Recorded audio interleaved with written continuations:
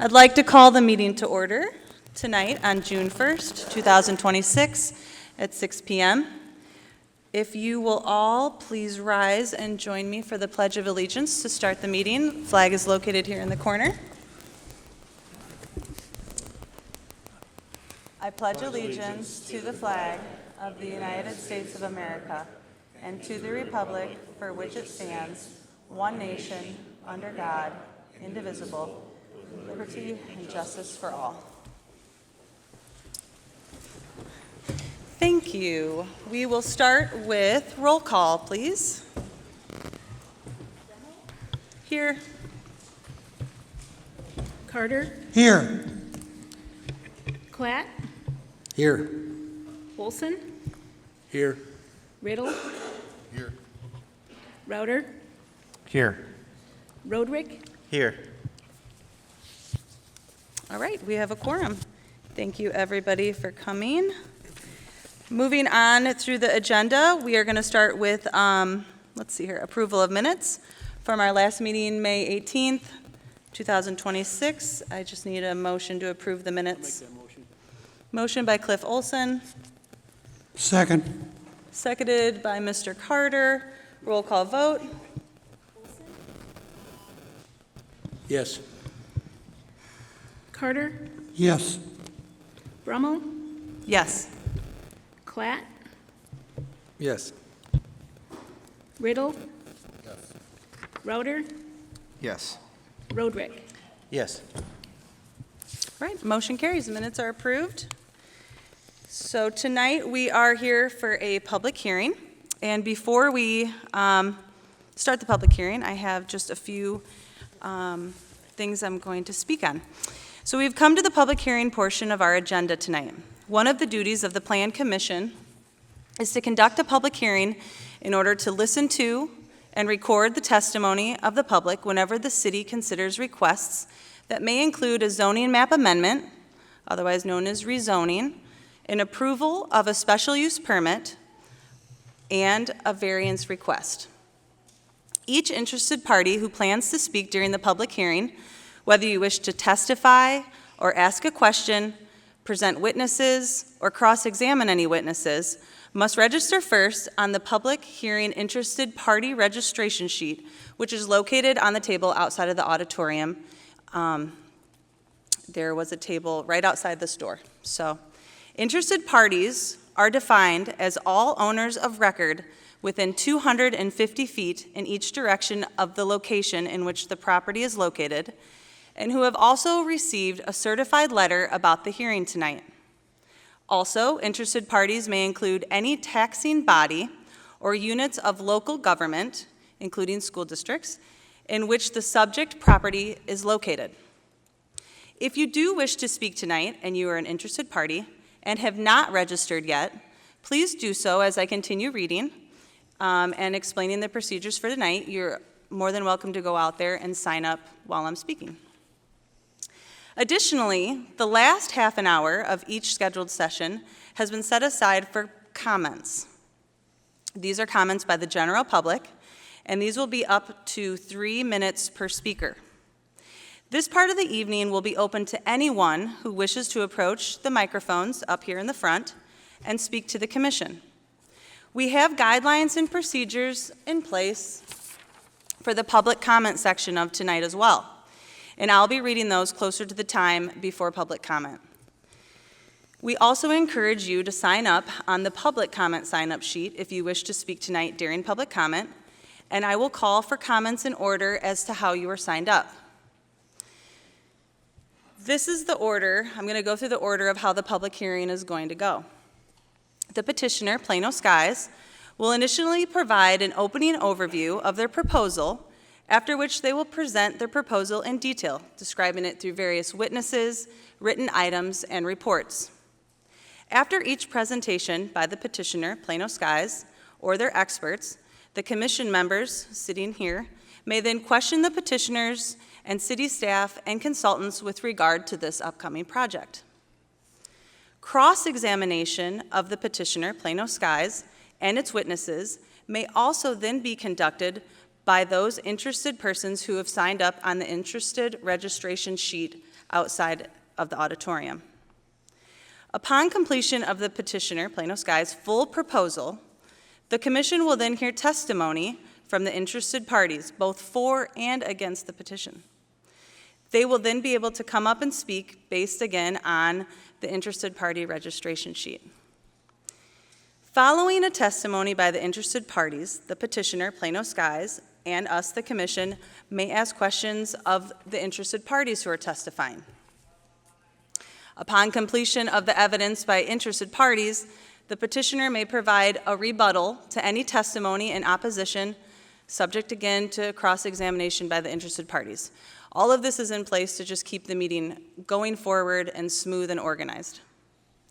When there is no further testimony, the hearing will be then closed, and the commission, later during this meeting or at a future date, will take its vote and make its recommendation in writing for the Plano City Council.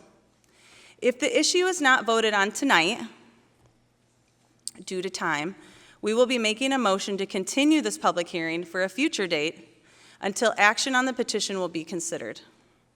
In order to speak during the hearing as an interested party, I do ask that your name, address, and signature must be on the registration sheet, and by signing that registration sheet, you understand and agree that the statements will be considered a sworn testimony, and that you will tell the truth, the whole truth, and nothing but the truth.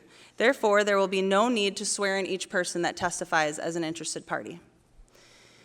Please be concise in your testimony. If your point has already been made during the hearing, it will not be necessary to be repeated.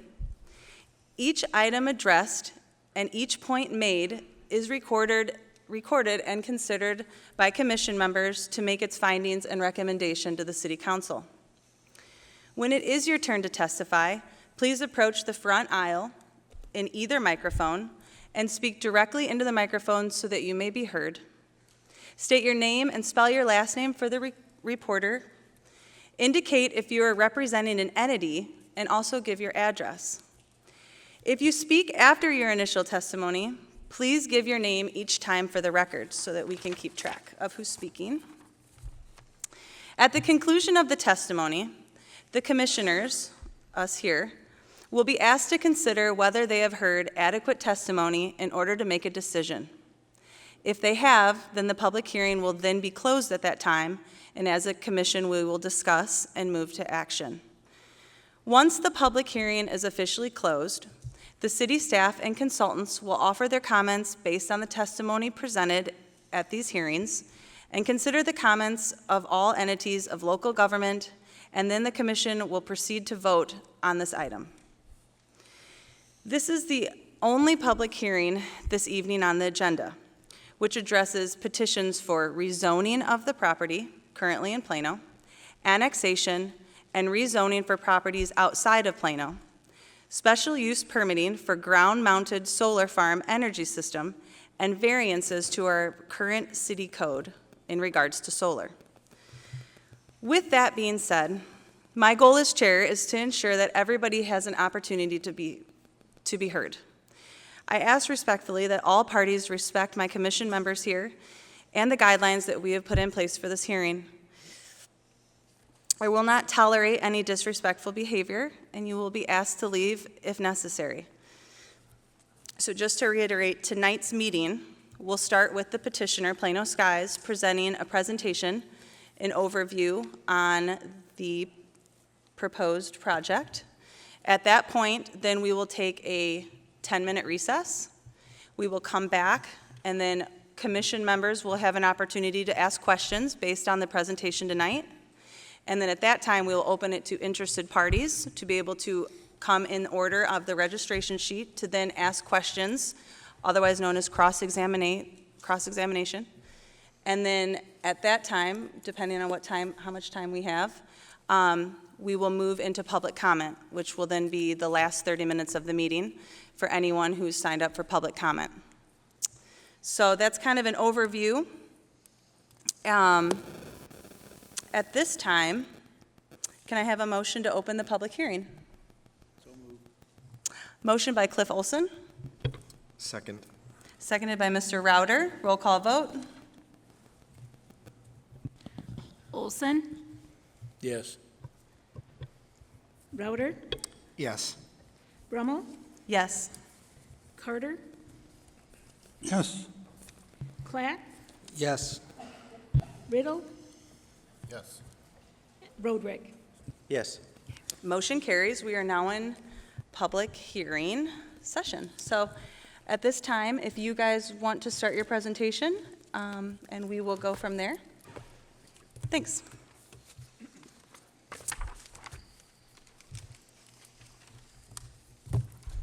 Good evening. My name, for the record, is Daniel J. Kramer. I'm an attorney licensed to practice law in the state of Illinois. My address is 1107A South Bridge Street, Yorkville, Illinois. And co-counsel James Griffin and myself will be representing the landowners and the petitioners here this evening. First of all, it's very gratifying to see the public turnout and the tradesmen turn out tonight. It's a big project. It's something that's good for the community, and we look forward to presenting the matter tonight. Many of you who've attended prior hearings have seen the two young ladies next to me, Anna Chalupa and Emma Nelson, who've asked a lot of questions, and they, together with myself and other of their planning team, presented our thoughts going through the process when the city spent, I would say, a bit over a year creating a solar ordinance that was very, very detailed. They've amended their plans various times before they did their formal filing. They heard comments from the officials at the city, the Plan Commission, you citizens and tradespeople who testified at various ordinance hearings. And they also had a great open house at the Plano Legion where people could see drawings of what they originally proposed and how they modified it to meet the community and their needs, which I think says a lot about the quality of the applicant here. So I am not going to drone on. I'm going to turn it over to Anna and Emma, and they're going to do a joint overview of the project, and we look forward to working with the city. Again, I'm gratified to see the number of folks here. Thank you.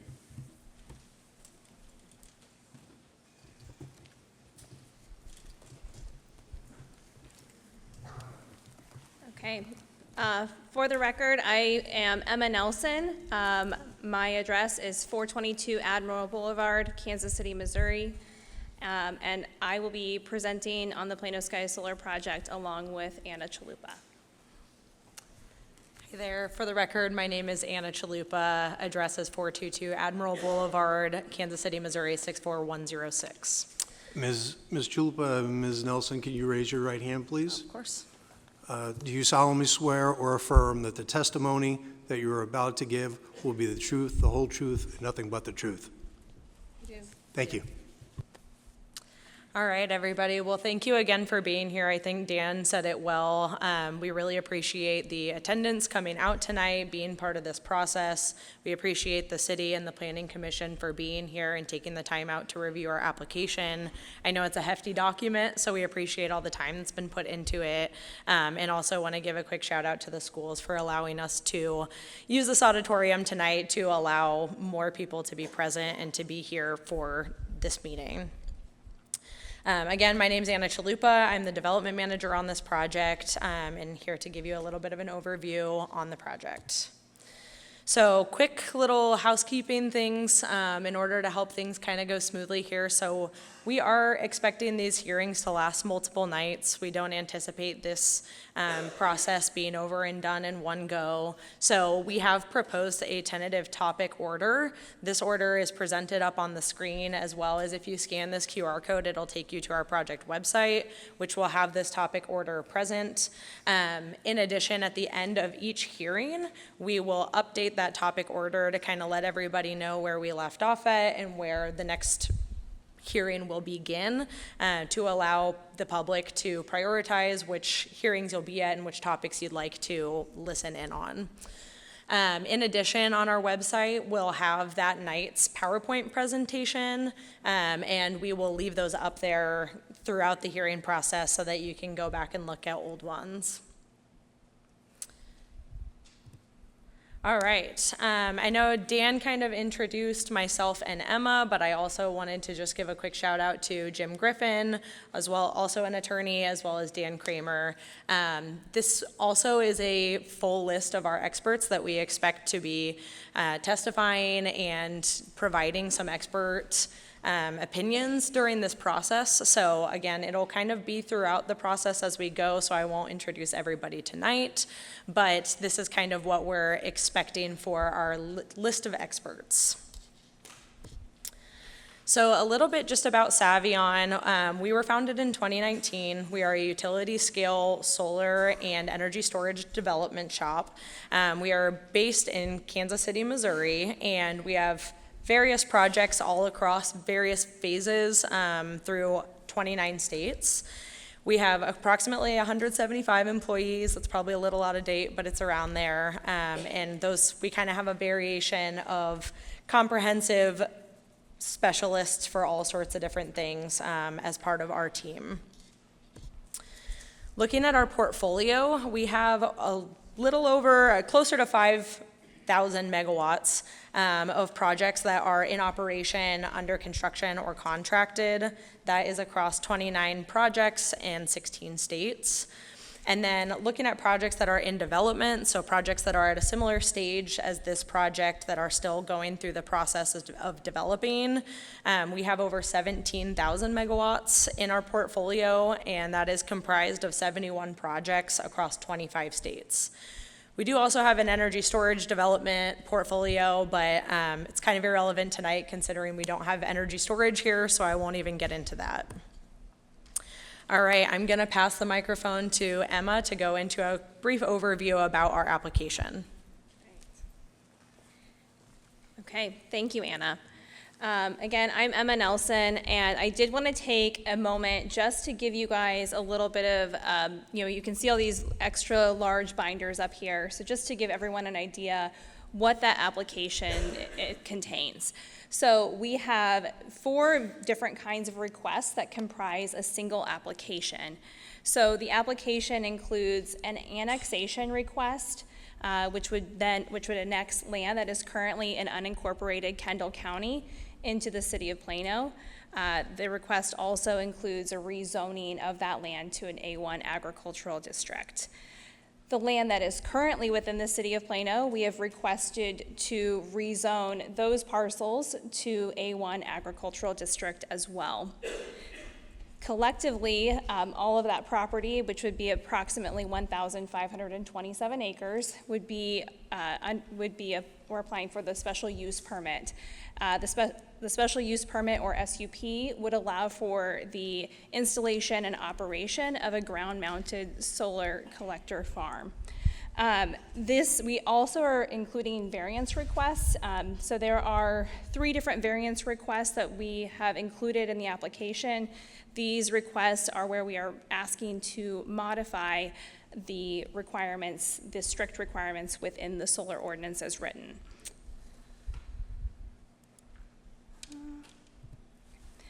Okay, I did want to give you guys a little bit of background about just the project area in general. So to orient ourselves, let me see if I can get the, okay.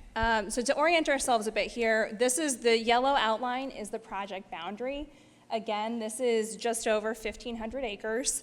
You can see the existing 138 kV ComEdison transmission line. So this is the southern border of our project area. So this area here, kind of to the south, the southern portion of the project, is currently within the city of Plano. This area to the north then extends into what is now unincorporated Kendall County. The project is generally south of Galena Road and then generally west of Rock Creek. Little Rock Road is over here to the west. So you can see we have Stainfield and Glendale Lane neighborhoods over to the west of the project area generally as well. So this is overall just kind of the project area, just to orient ourselves as we go into the topics tonight. Okay. All right, so the area for annexation is shown up here in the blue hatched area. So the area for annexation is approximately 1,132 acres. So that land right now is currently in unincorporated Kendall County, and by annexing that land into the city of Plano, that provides the city with jurisdiction, both not only for zoning, but for building code regulations, and then also city tax benefit. So there's a lot of benefit to the city in growing their footprint with this annexation process. We are also asking, again, for the rezoning of this land to A1 agricultural use.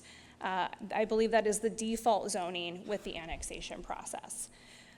This process will have an annexation agreement, which includes a community benefits agreement. That will be discussed and considered with the city council. So that is part of the annexation process, but it will not be discussed in detail at these hearings. The second item that we've requested as part of this application package is the rezoning. So as you can see, we have an area here to the south outlined in purple. This is the area that is currently within the city of Plano. This is approximately 395 acres, and it consists of various zoning classifications that are collectively residential or business use as currently zoned. We are requesting that we rezone that land to A1 agricultural use, which is the underlying zoning district that is compatible with solar development under Plano's zoning ordinance.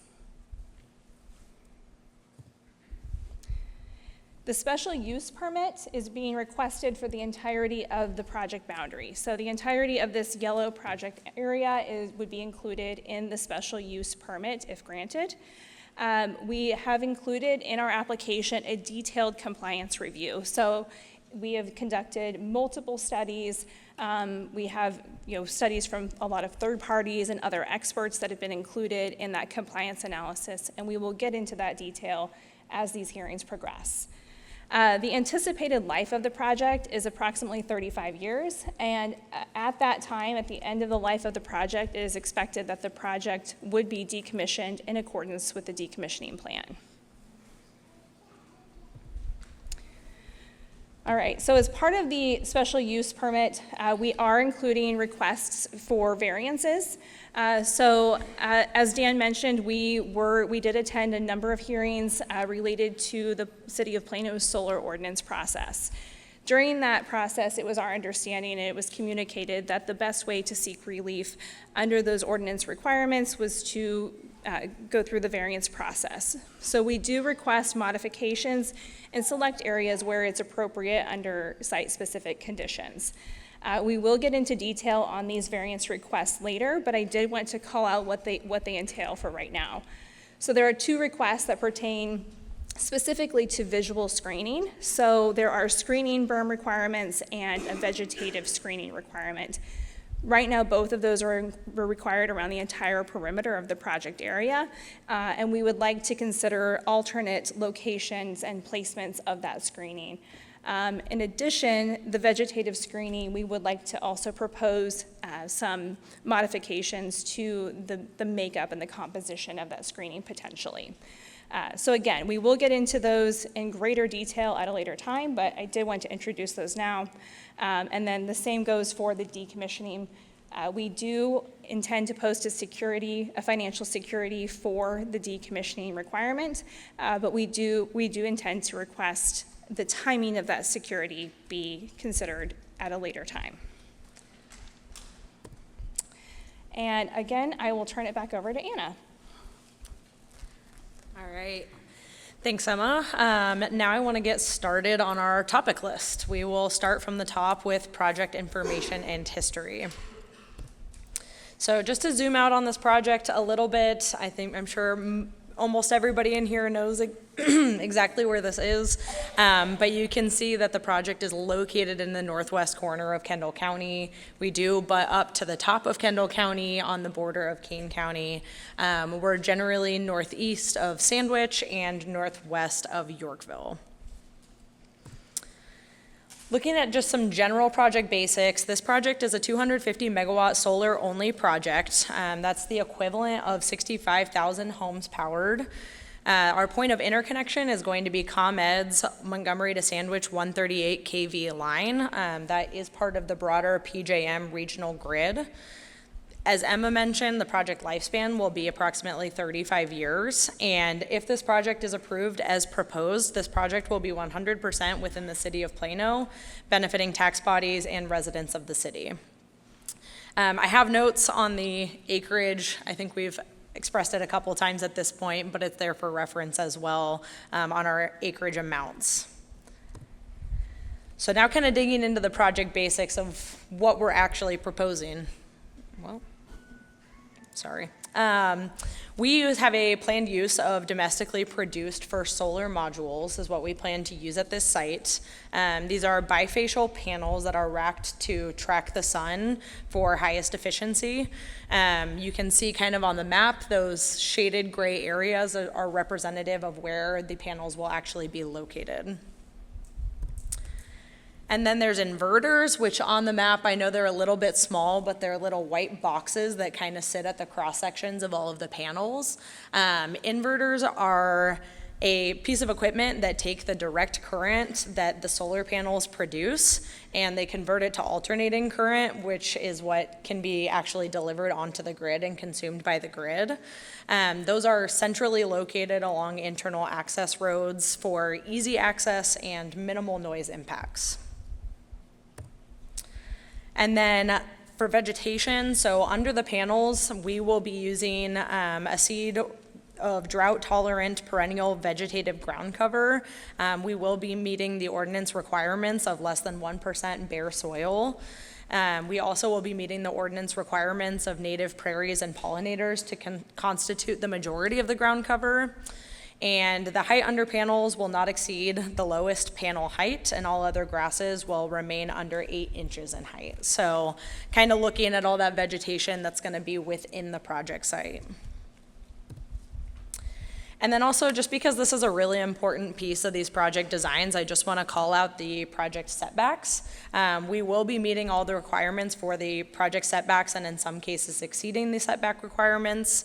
But just wanted to highlight that those two required distances from a property line are 50 feet and a road right-of-way are 150 feet. And as I mentioned, we'll be exceeding those standards, or at the very minimum meeting them.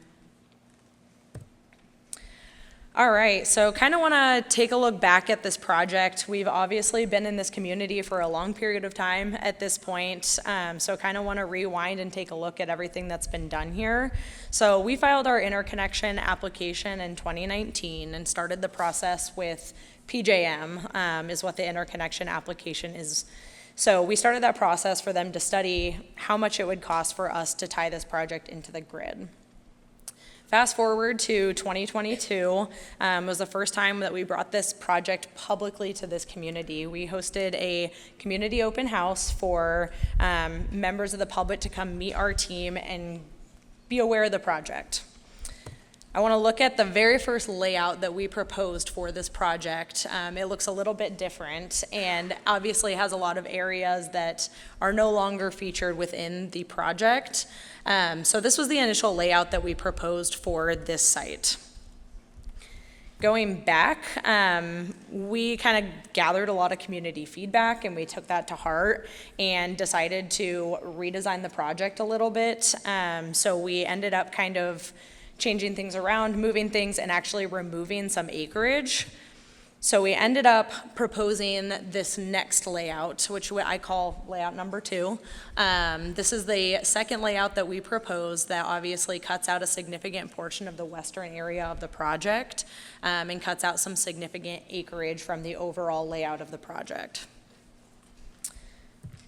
So we proposed that layout at our 2023 public meeting. We hosted a presentation as well as a live Q&A with the community, and that is where we proposed that second design. Fast forward after that as well, and we made some more significant changes to the project, which brings me to where we are today in the layout. This is layout number 3 and is the current layout. We obviously, I think the biggest noticeable change here is the removal of the southern portion of this project. We decided to add a 300-acre agricultural buffer between the downtown Plano area and our project boundary. In addition to the removal of that area of the project, we also decided to remove all of our battery storage at this site. We originally had 100 megawatts planned for this site, but we removed it all at that point. Looking back at the timeline again, we announced that final design in April of 2025. We had an additional community open house to connect with community members once again. Following that, we started prepping for the application submission. One of the major things that we did during that time was that we executed our Illinois Agricultural Impact Mitigation Agreement. This is a state requirement as well as a city requirement, and that executed document is featured in the application.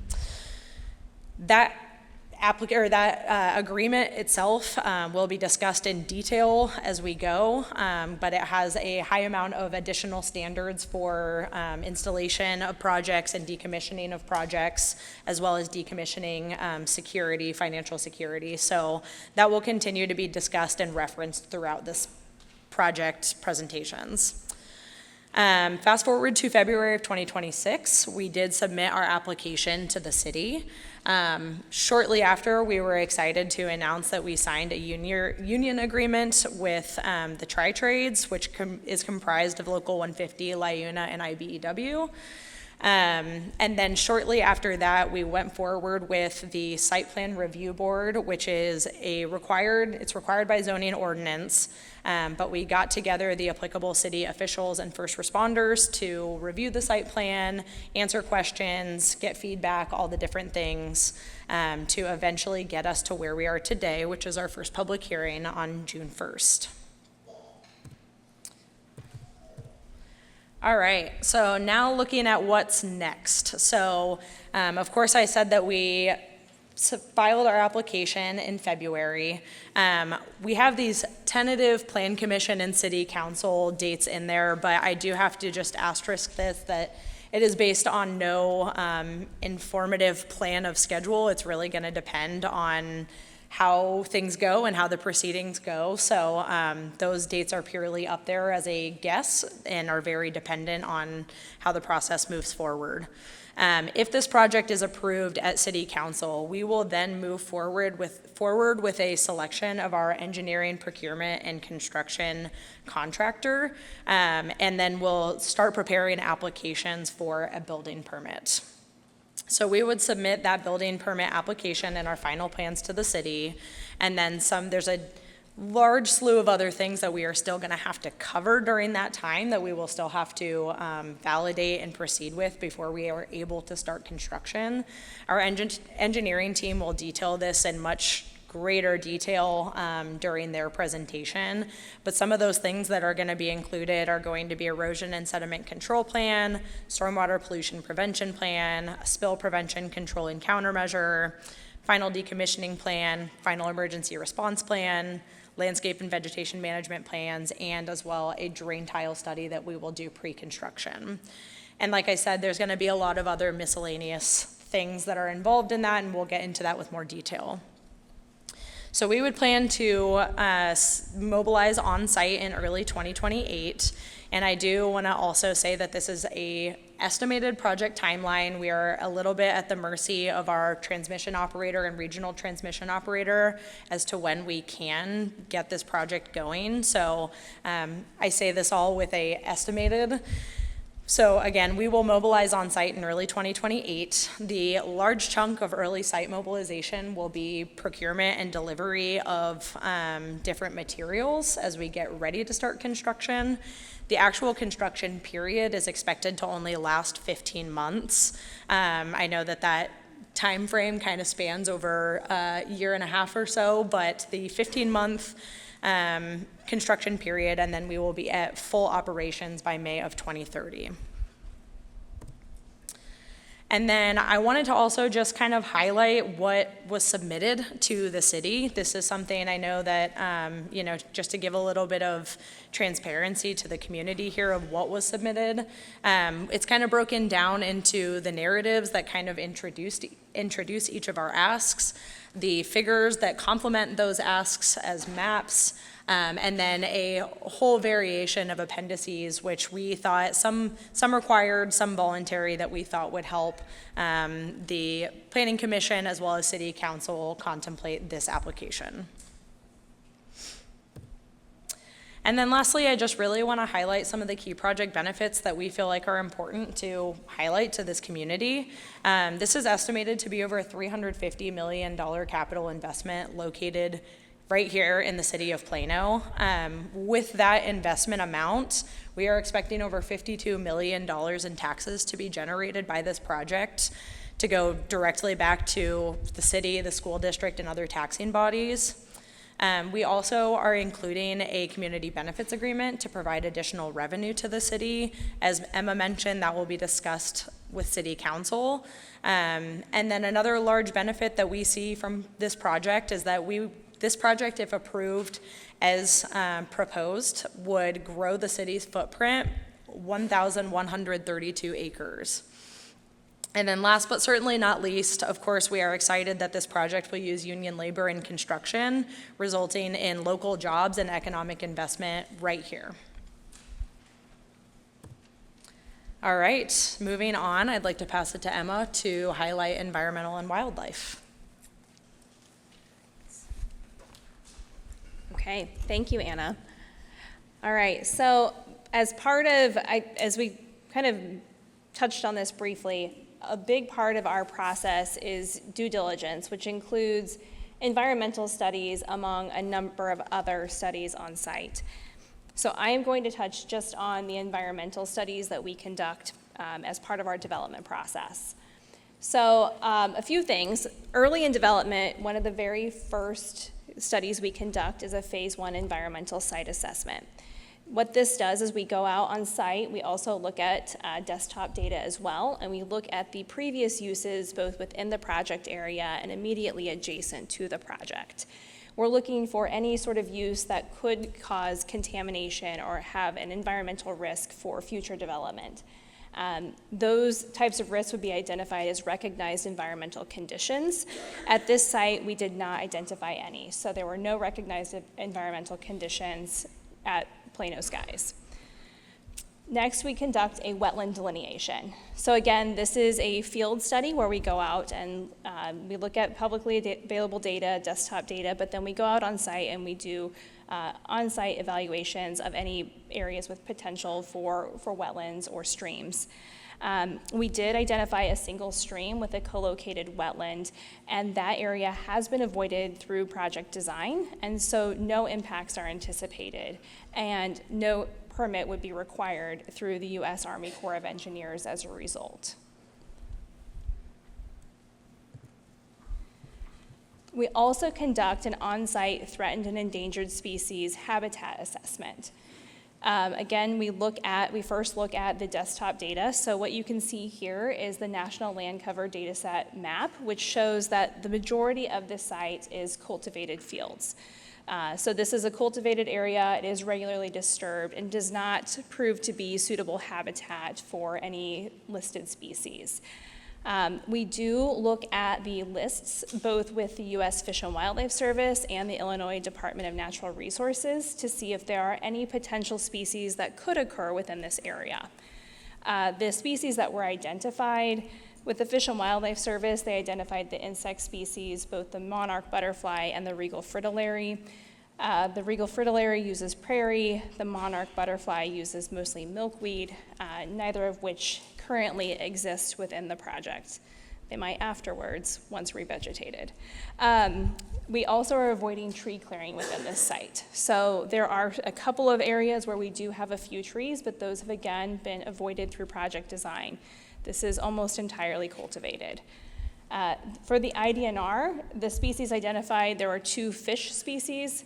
While there is one stream on site, it does not support flow or have adequate water levels to to support those species. So there is no impact to listed species from this project either.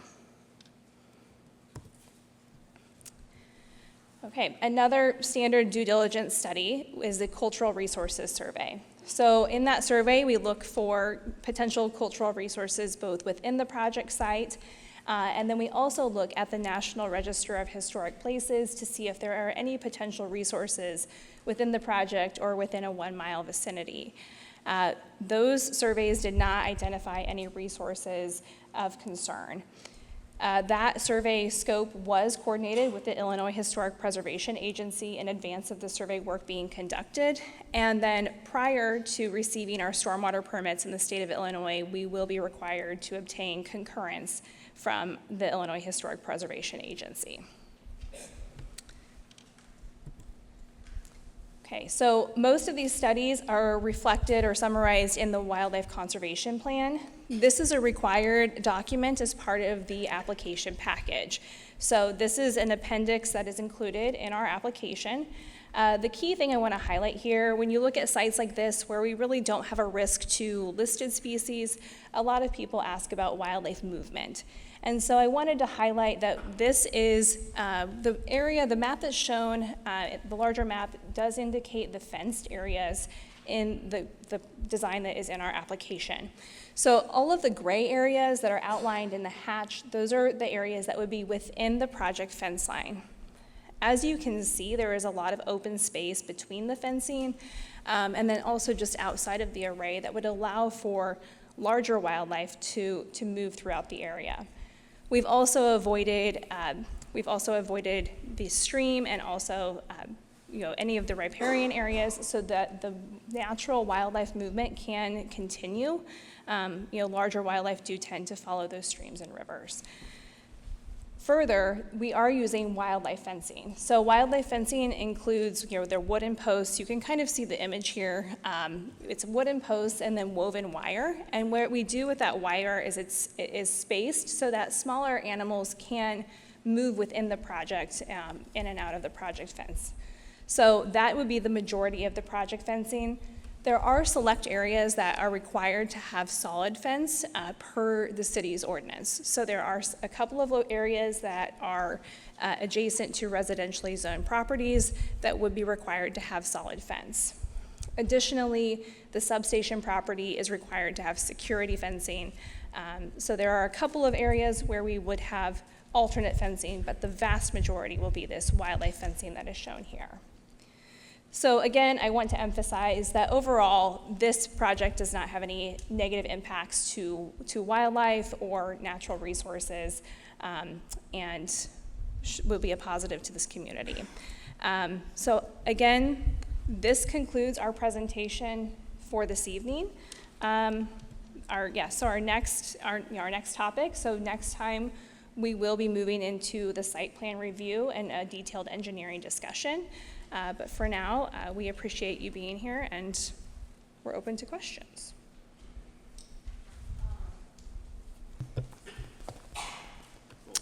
Do you want to recess? Sorry. Yeah. We were originally going to take a recess based on how long the presentation was going to be. Okay. Or we can move right into asking questions. It's up to you guys.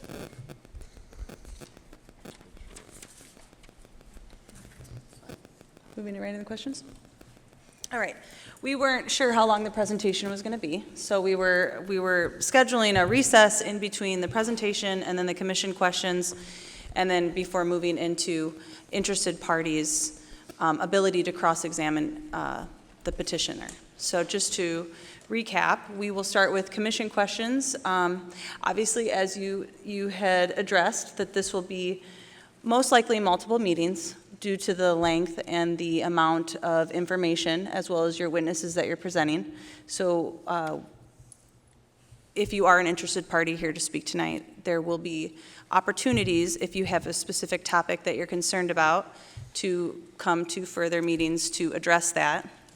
Tonight, during cross-examination, we Obviously, you'll have the right as an interested party to approach the petitioner, but only questions based on the information tonight. If there's anything more in detail that you wish to speak about, I would just request that you come to the night that particularly pertains to that topic, just to keep the meeting in order.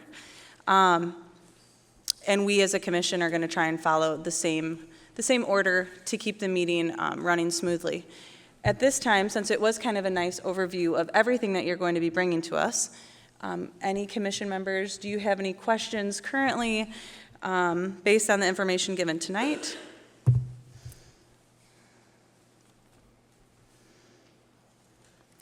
I personally had a question. You had talked about some of your current projects in the very beginning, projects that you've done or some of the history of your company. What is your current longest running project, and how long has it been running for? Or what would be the longest running project that you guys have built, and when was that? So for a solar project, a lot of our team had worked previously in wind and other technologies. So our longest running solar project, I believe, was a smaller project that would have been built in 2018 or 19. Currently full phased out 2018? Correct. Okay. Yeah, the COD. Just Yes. wondering. And do you know where the location of that is? If you don't know, you can get. I believe it's North Carolina. North Carolina. Okay, thanks.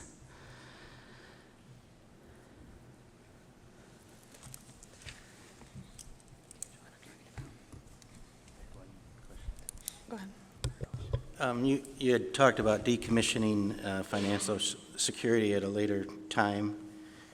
When would that be? And then also, if for some reason halfway through the project something happened, you decide to stop, is that going to be there in time to get rid of what you've already put in? Yes, certainly.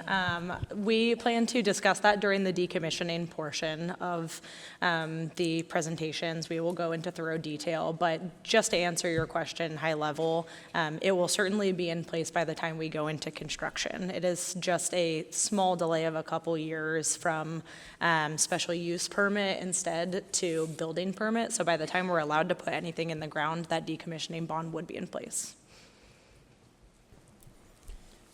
Do you keep this project yourself, or are you going to sell it off as soon as you build it?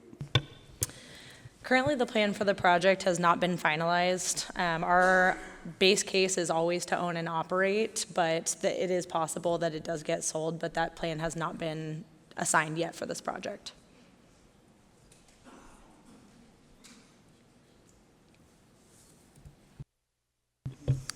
I have a question. The fencing.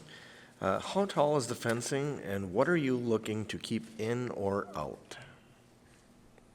Yeah, I can certainly speak to the height at the you can probably cover the wildlife a little bit more, but the height of the fence will be 8 feet tall, as requested by the ordinance. We will be fulfilling the ordinance requirements with that. Do you want to speak to that? In terms of what we want to keep in or out, it's actually more of a security requirement. So we typically, it's there for security purposes. We use wildlife fencing so that we minimize any disruption to natural wildlife movement. I have one more question. For the fencing and vegetation, you plan to have the fencing entirely encompass the entire project, correct? The fenced area, I did have a slide that depicted kind of the proposed fenced area. So it will be broken out based on the array areas. So we will have open space within the project. But yes, all panels will be within a fenced area. Yeah. And then the next question I have is, for the vegetation that you're planning, will it be alongside the fencing, inside or outside the fencing? And what to that extent? Great question. So it will actually be both. So we will have fence or vegetation both within and outside of the fence. So depending on the project, the exact location, there are some areas that may be, continued for ag use. But immediately outside of the fence, that would be typically on the project to then revegetate and maintain that. we will discuss this in greater detail later, but we do propose a vegetative screening in select locations, and that will, of course, be managed by us as well. So, yes, there will be vegetation both within and exterior too. Since tonight was just an overview, and I know you're going in deeper each meeting at a time, and you did a nice job laying it out, so I really respect and appreciate that.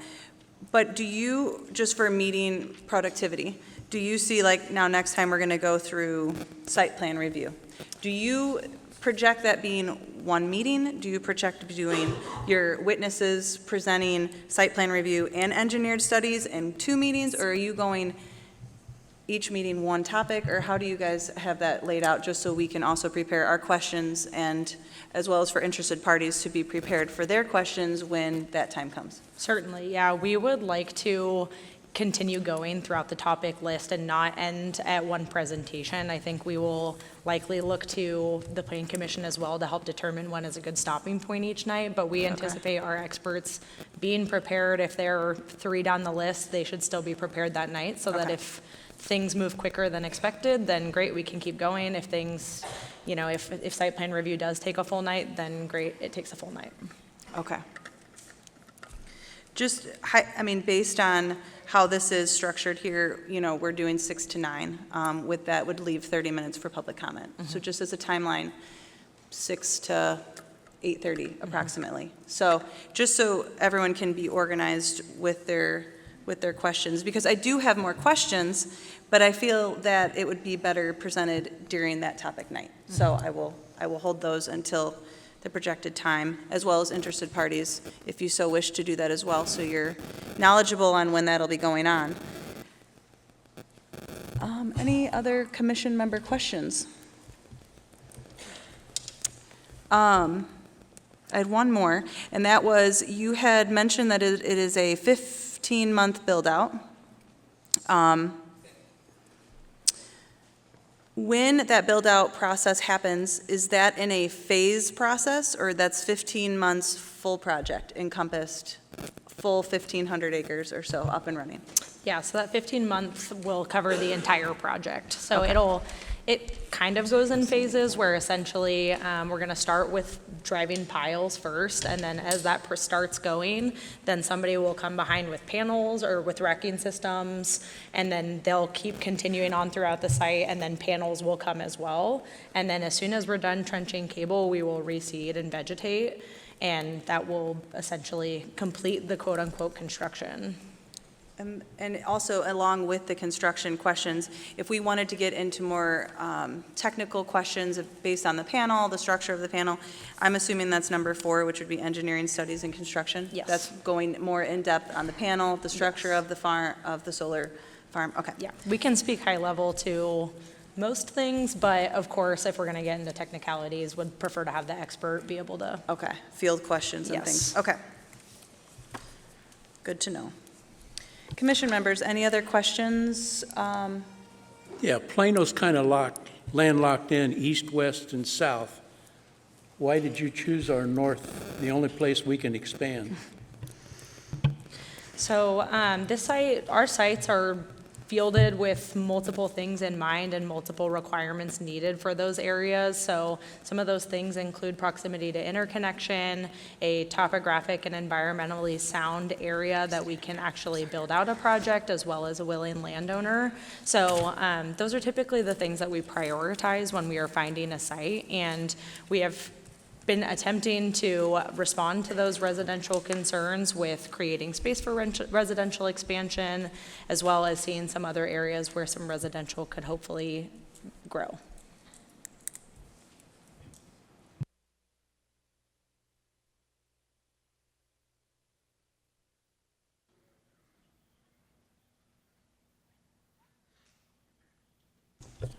All right, well, obviously. Well, I'm curious as to what the citizens of Plano are going to get out of this. Yeah, certainly. Part of that, so there's multiple benefits that the city is going to.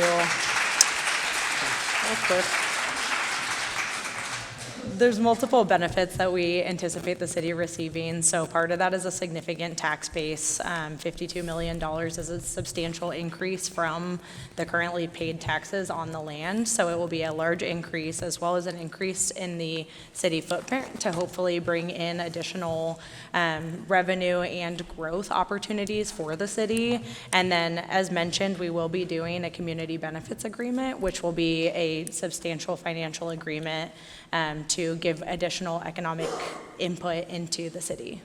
Would you also agree that that'll be addressed, economic impact, Yes. in more detail? Yes. Okay. So does that mean our taxes are going to go down? It's not, Okay. Click. If we could just hold our applause, although I like the spirit of the room, but just for respect of petitioner and speakers, if we could hold our applause, that would be greatly appreciated. Thank you. yeah, the increase in taxes traditionally does not make taxes go down, but helps protect against additional levies to add more taxes. It helps kind of stabilize that tax base from future increases. You said $52 million for the tax base. That's over the entire extent of the project, so 30 years? Over 35 years, yes.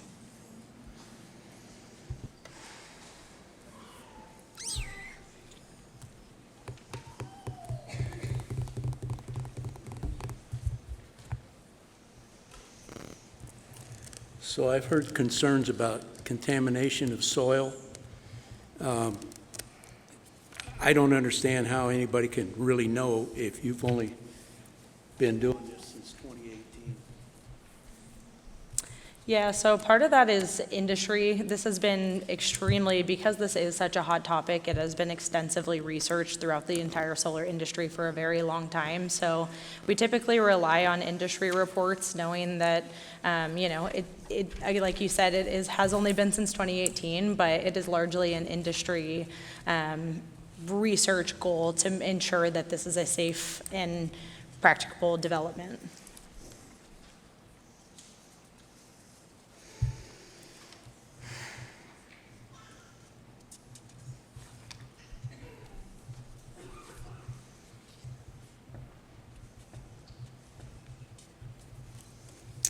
Anyone else? Good? Of course, obviously, I want a commission to guide you in to, yes, come ready and prepared for all questions pertaining to the list when it comes time to speak on those matters, definitely. Again, I like how it's divided up, and it's not just one presentation where we're just throwing everything at it, and we can have time to reflect and as well show up and ask the questions that are on our minds here.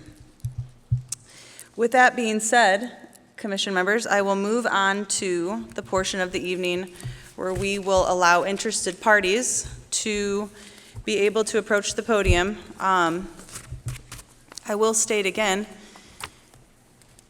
based on the meeting tonight, this is a cross-examination portion of our evening. So we need to keep it in a question-asked cross-examination. Testimony, which would be when you are able to come up and present your feelings and thoughts or concerns in various topics, will be also part of the public hearing process, but at this particular step, it's cross-examination only.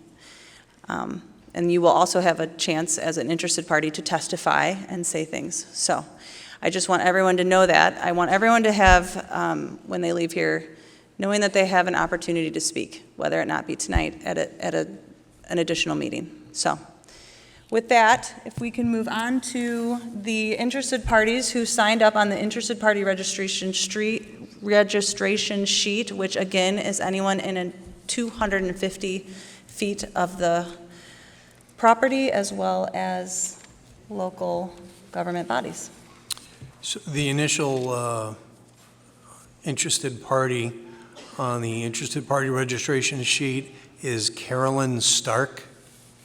Is Carolyn Stark here? Do you wish to speak tonight? Well, Oh, okay. if you could just, And then I gotta put her under oath. are you oathing in? Are you oathing in every person? I am.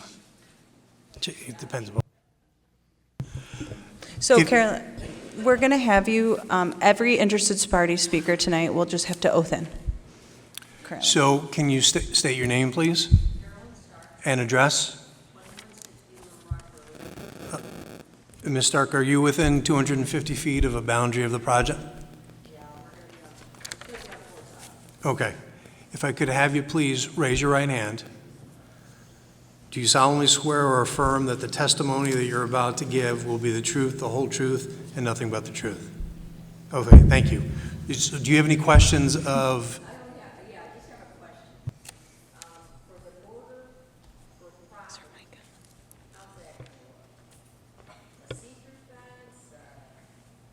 Can I ask the group, does it sound like her mic is on? Thank you for that.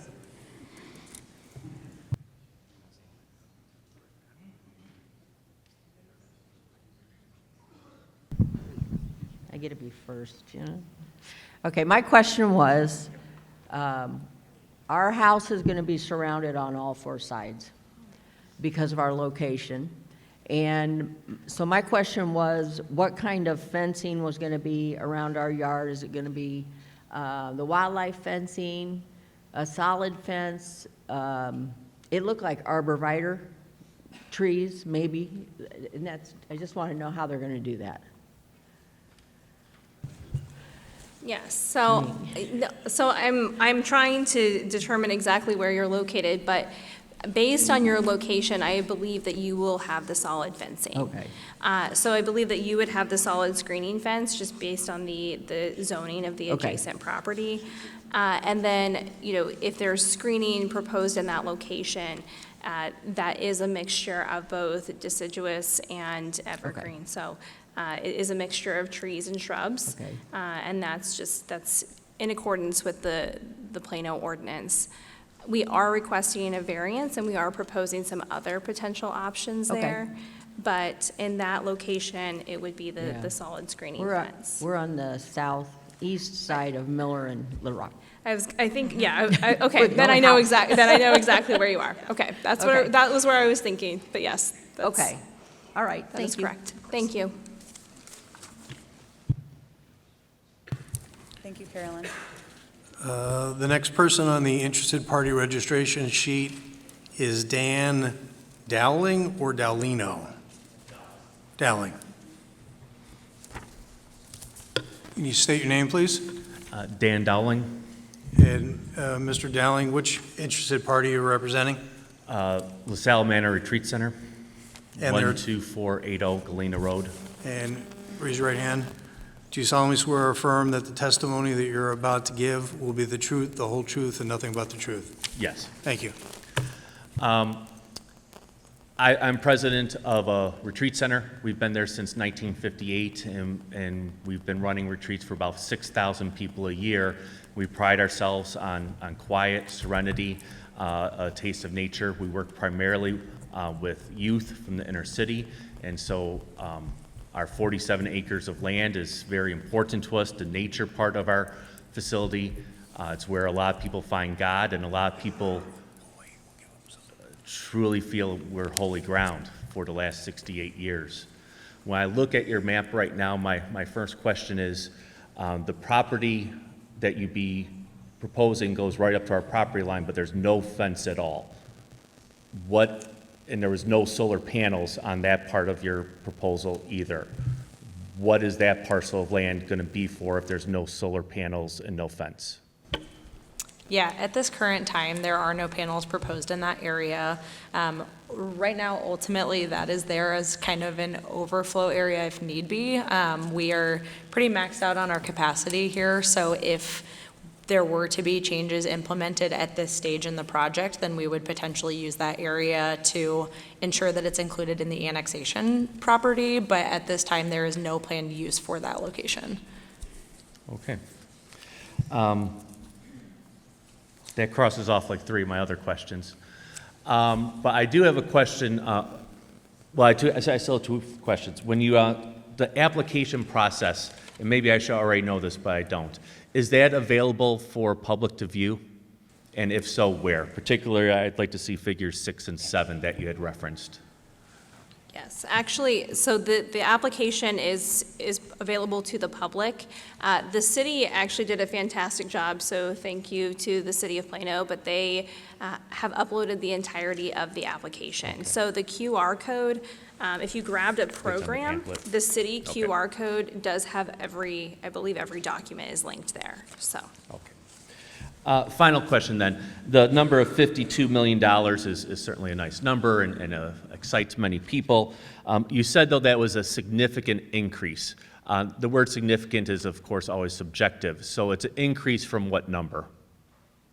Yes, so this property that our project site is located on, the 2026 taxes paid for 2025 was $145,000. So we would see an increase as an annual payment.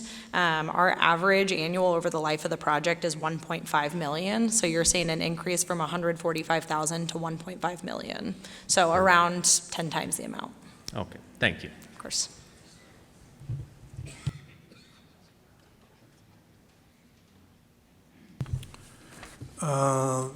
The next individuals who registered on the interested party registration sheet have identified themselves as the entity here for Little Rock Township, and I would ask either Joshua McElroy or Jonathan Henderson to approach. If one of you can represent the township and ask your questions of the witnesses here this evening.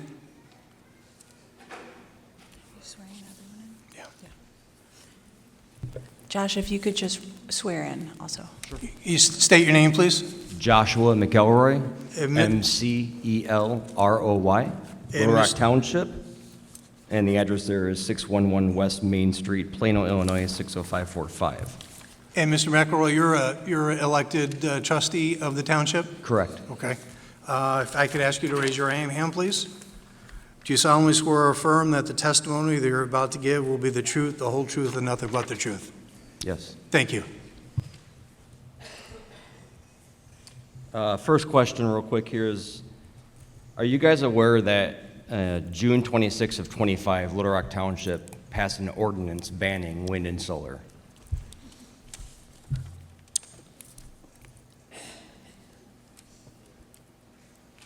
Yes, we are aware of that. Okay, and you've received a full copy of that? Yes. Okay. And would you like to give us an explanation of why we're here tonight then?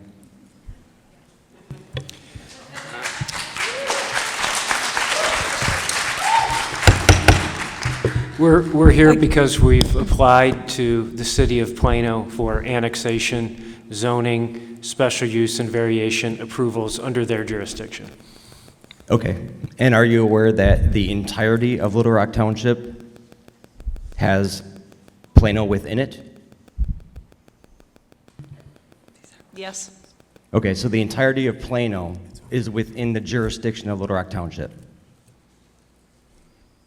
Yes, we're aware of that. Okay. I'd like to ask a question. I'm going to be here tonight, obviously. I don't know if I'm going to be able to make the next meeting. Can I make a short statement that I was going to use as an opening? At this time, Mr. McElroy, this is designed for interested parties, cross-examination of either Ms. Chalupa or Ms. Nelson as to the subject matters that they have presented here this evening. So that's what interested parties are limited to on cross-examination this evening. Okay, so just to be clear, I have been sent on behalf of the constituents in Little Rock Township, and I might not be able to make the next meeting. And I would like to have that opportunity as me, the trustee, that they've asked me to do this. I would ask then if you can make that comment during the public comment section of this evening's meeting. Okay? Also, I do project it being more than just one meeting. Correct. I know for a fact I'm going to be here tonight. I don't know if I'm going to make the next meeting. Right, So- right. And we will be doing our best also, because I do firmly believe that everybody deserves the right to speak to follow the order of the registration list and do our best to make sure that everybody feels that they left here with an opportunity to speak with the time allotted. So, public comment tonight, but yes, that we will work with you to make sure that you have an opportunity to speak when the testify part comes. Okay, thank you. Okay. And that takes care of the individuals who had signed up on the interested party registration sheet. Want to take a recess before we- Yes, I would like to use the little girl's room. Let me ask you this. Do you want to? Just going to take a 10-minute recess and then come back and read the rules of public. Do you want to continue? Motion, yeah. Continue. Because this will be more than one meeting, I am going to currently ask for a motion to continue the public hearing. This will then keep the public hearing open, and we will be conducting another meeting. And I would like to make a motion to continue the public hearing to Monday, June 15th, starting at 6 p.m. So moved. at this location at Plano High School Auditorium. I need a motion first. I'll make the motion. Motion by Cliff Olson. I need a second. I'll second the motion. Seconded by Mr. Rauter. I need a roll call vote to continue the public hearing.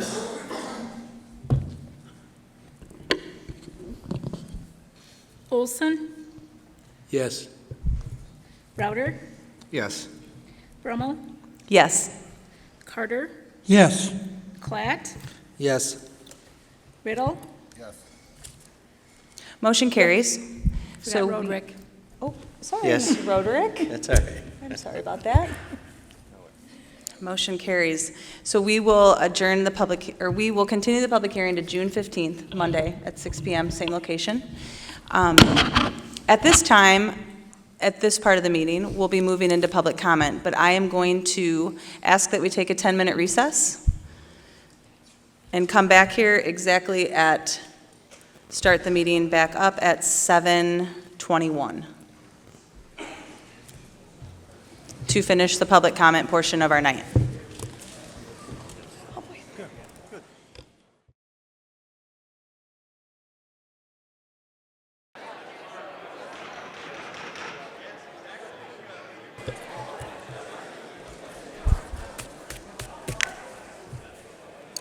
Recess is adjourned. We will now be moving on to the public comment portion of our meeting. This public comment portion will be held at the end of every meeting as we continue. We have allotted 30 minutes or longer if necessary, but 30 minutes for public comment to speak. Now, regarding public comment, there is policy that I'm going to read through before we get to the speakers. Persons wishing to speak tonight may do so after being recognized for that purpose by the chair. Only one person may address the Plan Commission at a time. Comments will be limited to 3 minutes per person, and we will conduct no longer than 30 minutes in total. We will be using a running clock located over here so that the speakers can see how much time they will have left to speak. I will be asking you at the end of 3 minutes to please wrap up your last sentence and finish. Any person's unused time may not be traded, utilized, or added to another person's comment time. In other words, you may not yield your time, like they do in Congress, to another speaker or in order to talk longer. The Plano Commission at any time, without creating precedent, can expand the numbers of those permitted to speak at any given meeting. We've set it at 30 minutes, but if we're good on time, we will allow more public comment. Persons addressing the Plan Commission shall identify themselves for the record and for the Plan Commission and members of the public that are also attending the meeting tonight. Persons addressing the Plan Commission will offer all comments in a courteous and professional manner and refrain from using inappropriate, offensive, or profane language. The Plan Commission will not respond or engage in debate or discussion relating to the topics offered or made. The public comment period is intended to afford members of the public with the opportunity to express their views, but with respectiveness to the Plan Commission. The Plan Commission will generally take these comments made by its speakers under their advisement. If you have not signed up to speak tonight and did not get a chance to talk, then we will keep your name on the list in the order that it was written, and you'll have an opportunity to speak at the public comment at the next meeting if you so wish to do so. In the event that you are not on the list, or in the event that you're on the list and cannot attend the next meeting, then you will need to re-sign up to speak at the next meeting that you can attend. I think tonight, given the time, we should hopefully have enough time to get through all of the public comment for the people that signed up. So, with that being said, we can start that. Just to make clear though, in public comment, this is not a time that Plano Skies can respond. This isn't a time that questions will get answered. This isn't a time that the commission can answer back. This is purely just a time for you to comment and state your thoughts and opinions, and we will take it into consideration, but you may not get an answer or a response other than thank you for speaking. So just so everyone is on the same page with what public comment is. So we will start. First on the list for public comment is Edward Paganelli. Yes, sir. Good evening. My name's Edward Paganelli. I'm an organizer in the Great Lakes Regional Organizing Committee.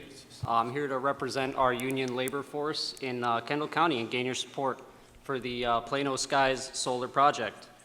So most industries spend their careers trying to predict fuel costs, while solar farms don't have any.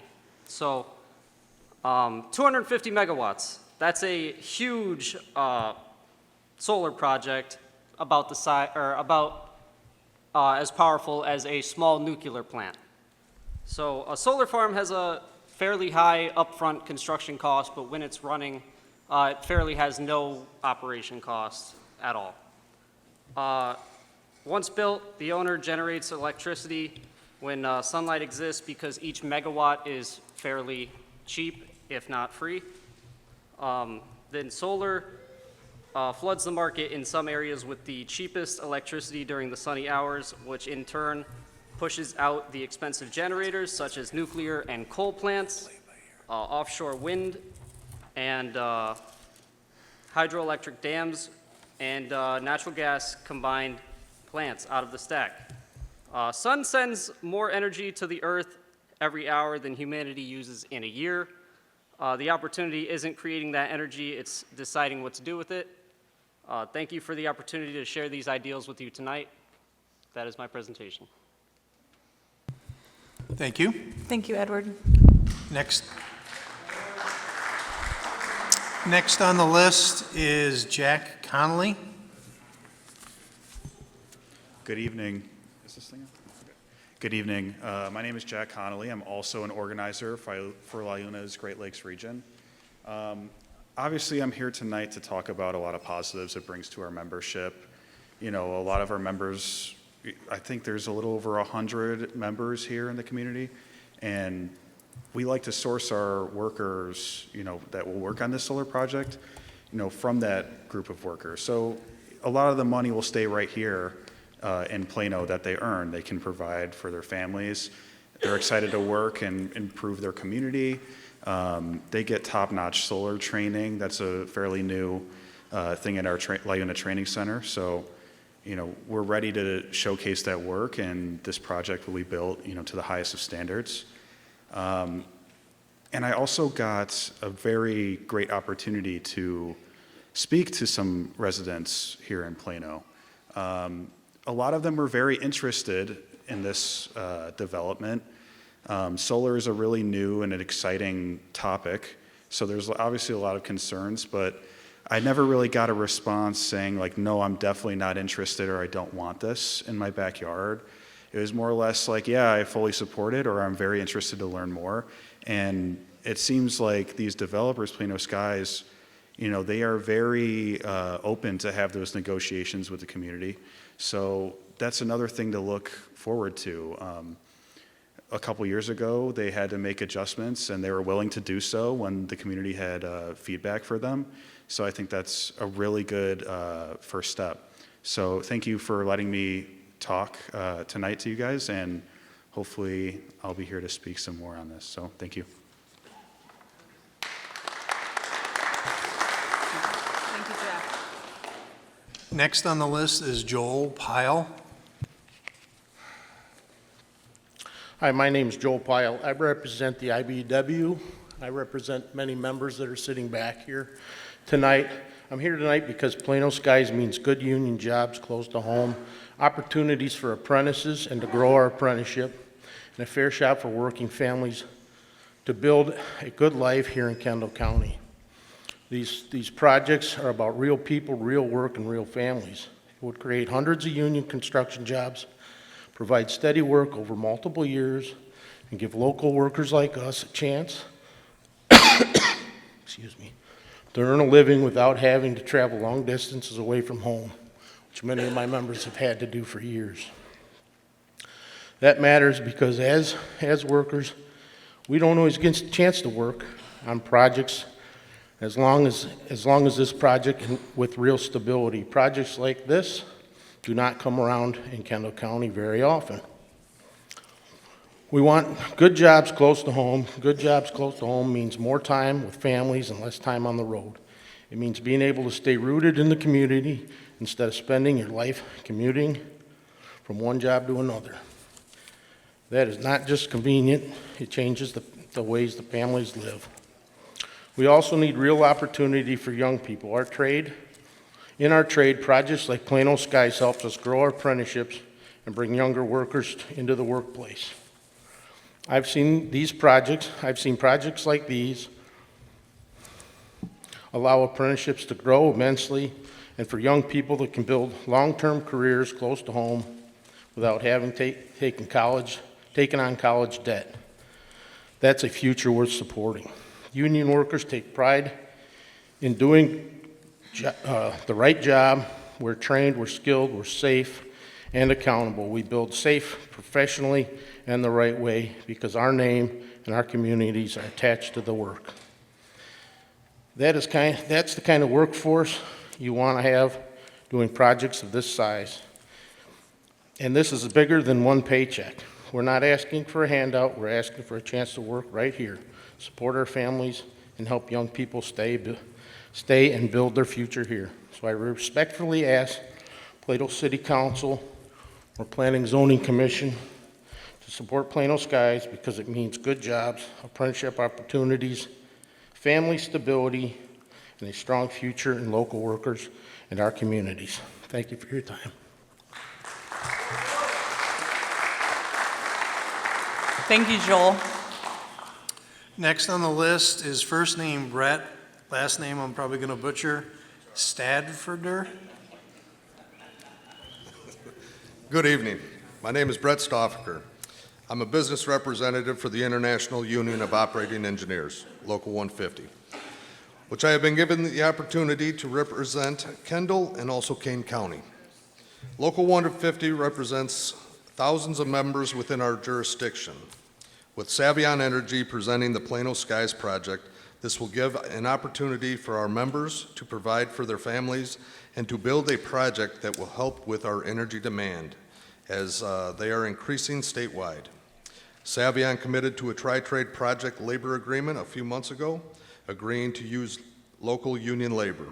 I encourage the council to approve the Plano Skies project. Thank you for your time.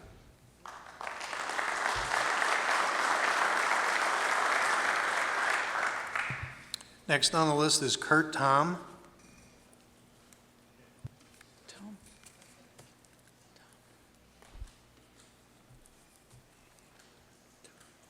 My name is Curtis Tome. Most people know me as Kurt. I'm a 150 operator. Have been for 39 3/4 years. I live on the corner of Sweetbriar and Rock Creek Road. That's about a 1/4 mile directly south of the project. I wasn't really happy about the thing moving in, but the thought of it's going to be something, it's going to be roofs or something, but there's going to make progress and there's something is going to be there. So I do believe that this is the best of the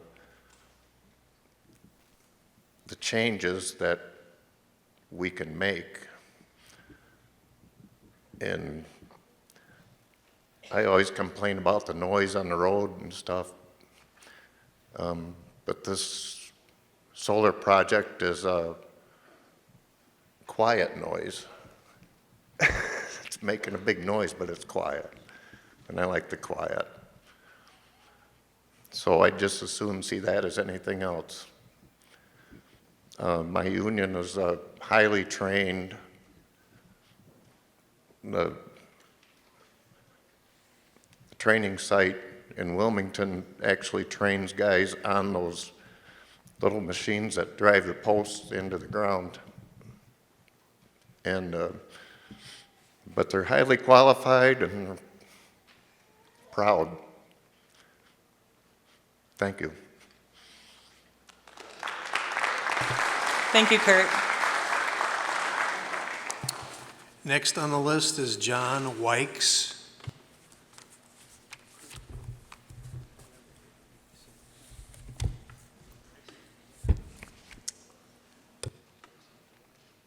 My name is John Wykes. I live north of Plano on Sears Road. Our family's farmed there for a long time, 100 years anyway.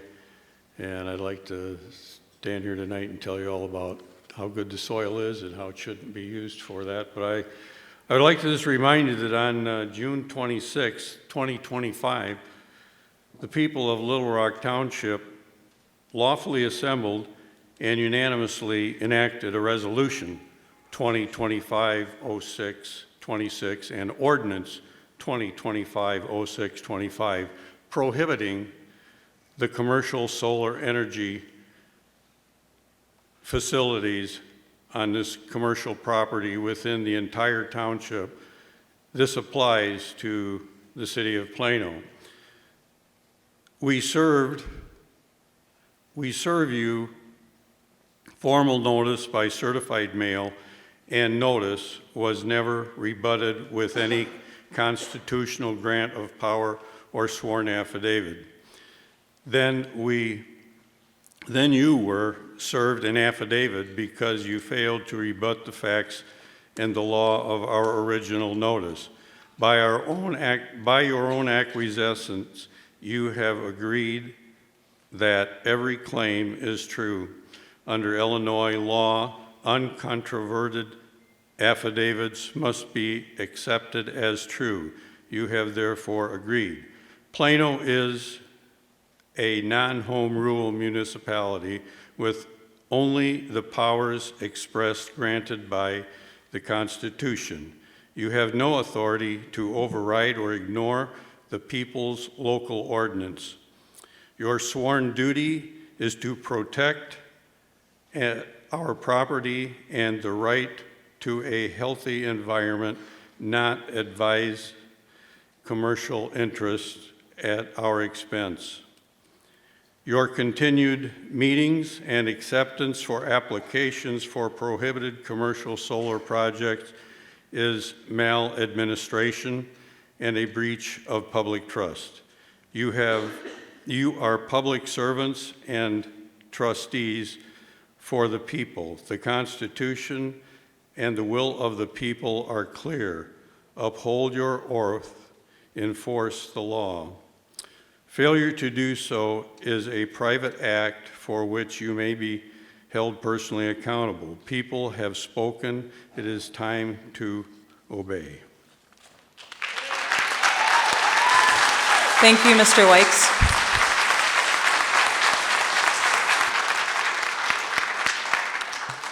Next on the list is Chris Wykes. Hi, I'm Chris Wykes, and I live north of Plano on Little Rock Road, or on Sears Road. The township sent the city of Plano a certified email copy email copy of both the resolution and the ordinance on or about July 11th, 2025. Yet the city continues to hold meetings and entertain applications for the very projects our local law forbids. Article 7, Section 7 of the Illinois Constitution is crystal clear. Non-home rule units possess only those powers expressly granted by law. Please show where you were given the power to override the will of the people expressed through their township ordinance.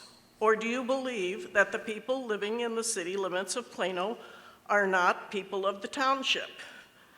In a Republican form of government, the people create government and grant it limited derivative powers.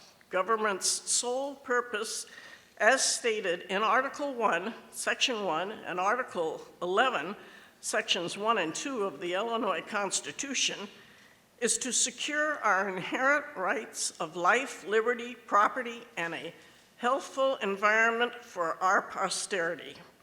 We are tired of watching public servants place commercial privilege above the rights and welfare of the community. Tonight, I demand that the City Council immediately notify every applicant that commercial solar facilities are prohibited within the Little Rock Township. Continuing to ignore our lawful enacted local ordinance is maladministration and a breach of the public trust. You hold offices of public trust. We expect you to honor your oaths and respect the will of the people who created this government. The people have spoken clearly, unanimously, and in accordance with the Constitution. It is time for you to listen and obey the law of the land. Thank you. Thank you, Mrs. Wykes. Next on the list is Mauricio Diaz.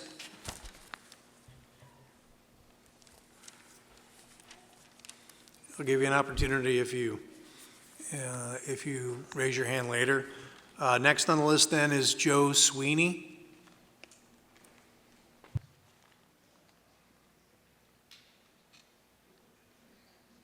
Good evening. My name is Joe Sweeney, and I'm here representing the thousands of members and hundreds of signatory contractors of the International Union of Operating Engineers, Local 150. I'm here this evening in support of the Plano Skies solar project. This project represents a significant investment into the city of Plano, will add needed energy generation to our grid at a time when electricity demand is rising throughout Illinois and surrounding states, helping ensure long-term grid reliability at a time when the state and the country desperately need it. This project will also provide meaningful benefits to the community through added investment and tax revenues that can help support local services, infrastructure, and other public priorities.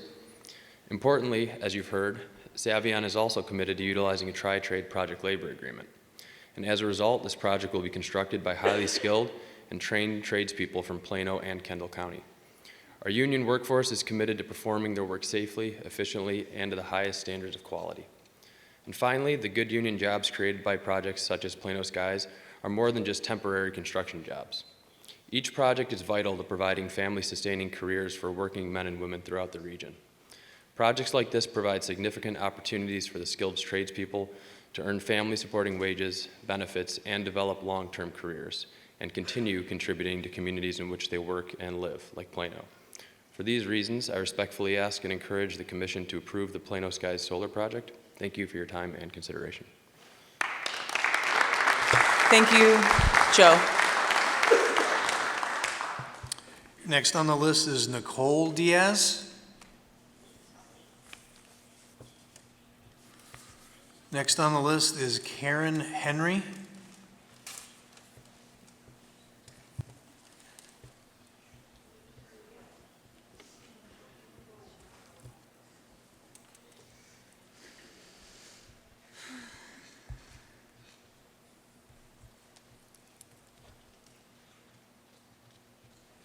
Good evening. My name is Karen Henry. The people of Little Rock Township in Kendall County in 1849 chose a county under township form of government. This enactment, being the last expression of the people's will, constitutes established law, absent a subsequent referendum, pursuant to the Constitution of 1970.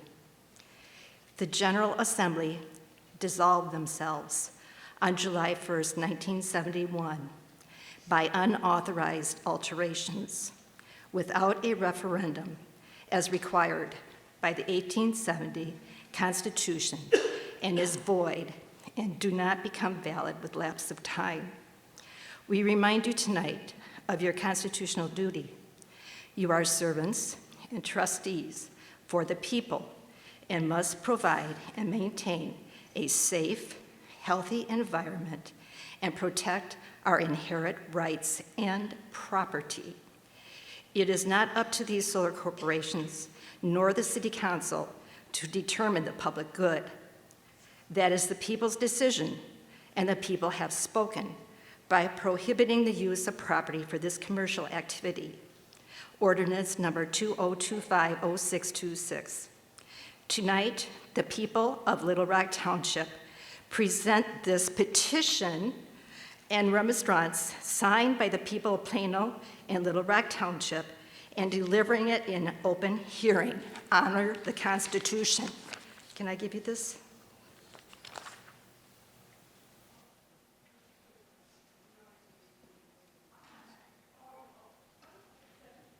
Okay. Thank you. Thank you, Karen.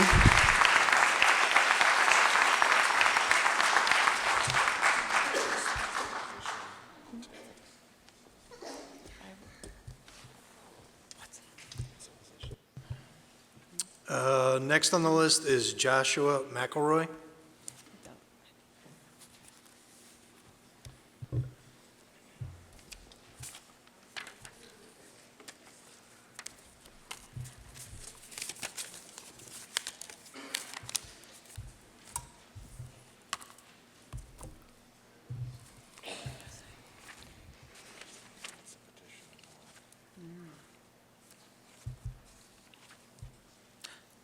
You guys all good?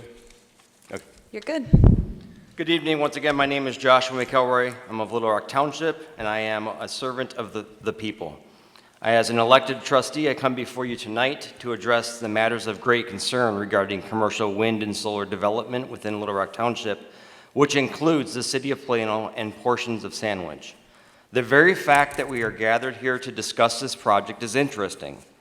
The people have already made their voices heard and passed an ordinance that fully acknowledges their private rights and draws a clear, lawful distinction regarding commercial wind and solar development. The United States Constitution and the Illinois Constitution clearly identifies that the people hold the authority to instruct their public servants. Every elected official and agent of government, the elected officials are mandated to strictly adhere to the constitutions as the established will of the people, and any deviation constitutes the maladministration of that person and is a direct affront to the people who grant that authority. The people have sent certified letters in the form of notices and affidavits clearly stating this position openly and in strict adherence to the fundamental principles of law. Through this process, all plausible deniability has been removed from any party claiming ignorance of the wind and solar ordinance currently in full force and effect. I'm going on record to state that the people have already spoken. Any individual acting in opposition to the will of the people may be operating in maladministration, which is a breach of trust, and may be personally subjecting themselves to liability without the protection of immunity. Public officials only hold that immunity when they strictly follow the grants that follow the prohibitions of power the people wrote into the constitutions. Proceeding with any meetings, planning sessions, or related activity constitutes a direct defiance to the will of the people. The people have established the law, and it is up to each public servant to show that the law does not apply to them using constitutional grants of power. Understand the difference between the people and entities is important. Corporations and LLCs. The people have rights and property, which government servants swore to protect. Corporations and LLCs have privileges, and the privileges of commercial wind and solar development has been denied by the people. If the solar companies wish to challenge whether that privilege can be denied, let them do so in the judicial system. If that day comes, I will stand protected as one of the servants by the people and the constitutions with immunity. Those who chose to ignore the people may not have such peace. Thank you. Thank you, Josh. Next is Jonathan Henderson.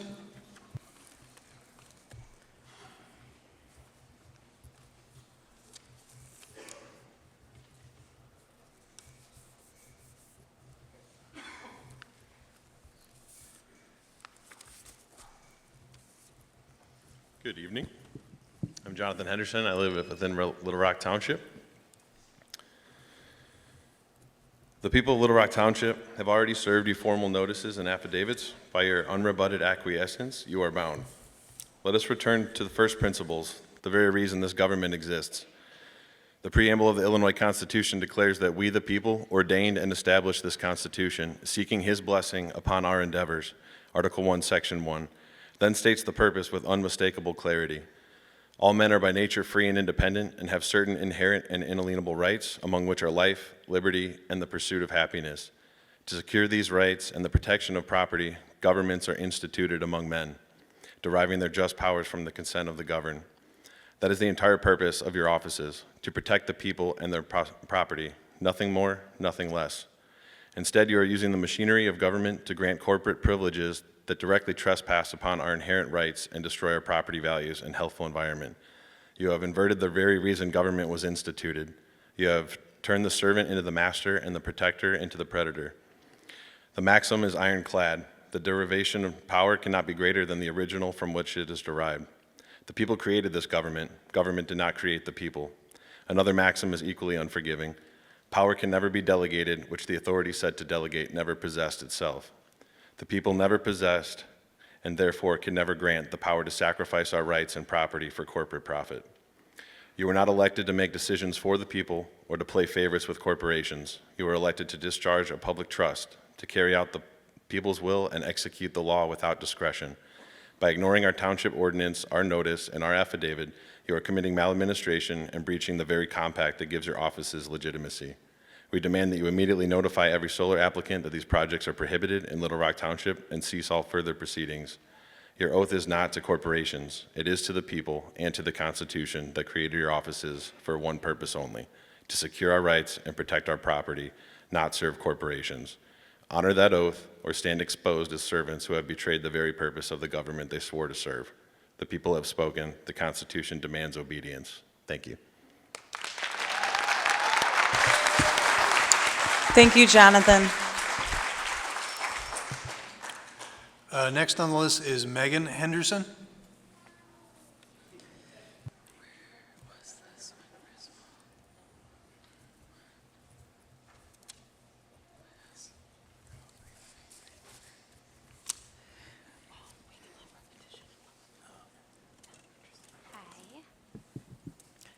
Hello, I'm Megan Henderson. Okay. Do I need to give my address or anything? All good, okay. We recognize you may be confused by Little Rock Township's ordinance in our special meetings. During COVID, we noticed things that did not seem very American or constitutional. The governor kept Illinois shut down longer than any other state. Rather than complain, some of us began to assemble, study the fundamental principles of law, and read exactly what our Constitution says and means. What we discovered is sobering. For at least the last 55 years, our entire county structure has been operating unlawfully. The people never established this form of county government. It was a centralized power grab in 1970. Just recently, a federal judge exonerated the state's property tax code and its enforcement, something that the state should have fixed at least 3 years ago. The same judge said county officers should have realized for 125 years it was unconstitutional, yet they continued in open rebellion against the Constitution and the people. Back in 2024, came looper bright the Supreme Court decision that put an end to the Chevron doctrine. Justice Gorsuch wrote, today, quote, today, the court places a tombstone on Chevron no one can miss, unquote. For 70 years, government has been delegating authority it was never authorized to give to agencies that enforce rules, not laws. Attorneys trained in the administrative state model literally do not know how to function in our constitutional system now that Chevron is dead. This is not apples to apples, but the point is the same. Illinois government has been broken for generations. The people have learned the law and how to fix it. We are in the midst of doing exactly that. Do not get caught on the wrong side. Now the battle has come home. Our lives, our property, and our environment are at risk, and we will defend the community peacefully. You may be confused by what the attorneys are telling you. We are telling you exactly what the Supreme Court is telling the nation. For generations, the people outsourced the practice of law to attorneys trained in a statutory administrative model that directly conflicts with constitutional principles. Thank God that error is finally being exposed. You stand on the front lines. The Supreme Court is siding with the constitutions. We have already given you every piece of evidence you need to end this charade. You owe no due process to corporate entities seeking to use property in a manner the people have already prohibited. Let them blame the people if you want to. That's fine with us. Annexing land into the city to bypass the township ordinance or issuing, quote, special use permits, unquote, for a prohibited use, that is as un-American as it gets. Harming everyone who lives outside the city limits just so a few can gain profit. Thank you. Thank you, Megan.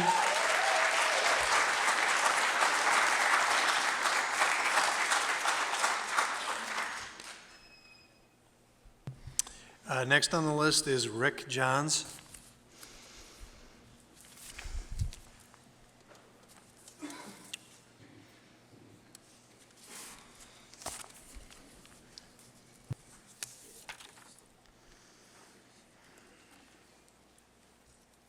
My name is Rick Johns, lifelong resident of Plano.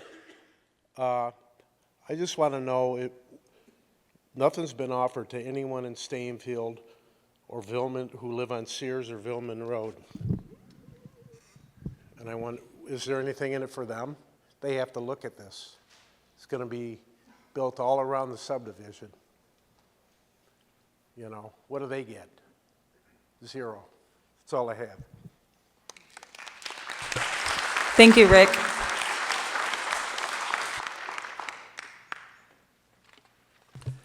Next on the list is Dorothy Pigney.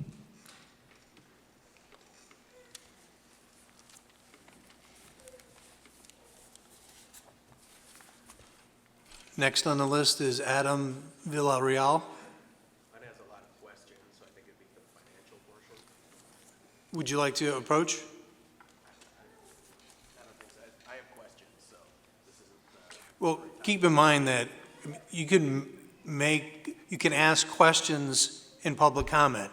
They will not be answered here this evening, but your questions could lead for commissioners to ask future questions of additional witnesses. Are you an interested party as well? No, I mean, I'm in Yorkville, so I'm not. Okay, but yes, we as a commission take all public comment into consideration, so we do, even if it's a question and you don't get an answer, we still like to hear. Okay, my question was, excuse me, the methodology used to determine the tax revenue and then the revenue over time. But comment-wise, I would say my family's been in Elmhurst for the last 150 years, where the tax base is in DuPage County, $60 billion a year. I see out in Kendall County, it's about $4 billion, maybe 5. To see the young men knowing that there is the highest suicide rates in recorded history and to deny projects that can give them the ability to have a family, to have a living wage, things like that. That's what I don't know anybody in these unions. I've never met any of them, but when I saw this, I have friends that are electricians in Elmhurst that have purchased houses where the median housing price is $800,000. Like, that is a real job. When we're looking at the tax base here, you need kids for that. You need families. You need jobs that pay for that. So I literally came out here having met nobody in this room just to support these young guys who need jobs that do something. So that is why I'm here. I went to high school in a town up in Wisconsin where we denied every single project that came through. Almost 50% of the town is gone now. So it's an interesting thing. You know, we make a lot of decisions as a community, but having watched that over the last 40 years, we went from about 3,000 people to about 1,800. And the taxes are very low, but there's really nothing left there. So we make a decision as a community that, you know, you want to retain what the community feels like to you, what it's always felt like, but you can do that and still be detrimental to everybody. So I just wanted to come out, support the union guys that I've never met, whether they're union or non-union. I'm glad that it's a union, it's great. Never met any of them, but I think this is of critical importance, looking at what's happening to their demographic, and then also to find out if we know the methodology. Like, I know that the data center said they would generate $70 million for Yorkville in year one, unless they're shooting $1,000 bills out. I don't know how they're gonna do that. I have an MBA, I've done a lot of finance work, I can't see those valuations. I would just be interested to see how that works, and then how it can work for future projects if some of the energy that we're generating as a community offsets prices. I know in 2000, a kilowatt of energy in the state of Illinois was 6 cents. It's almost 20 cents now. That's incredibly expensive.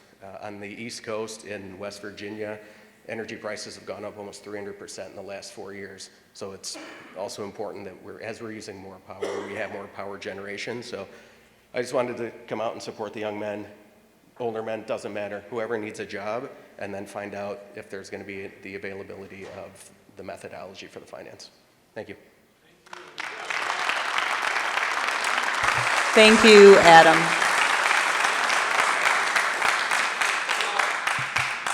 Next on the list is Javier Corral.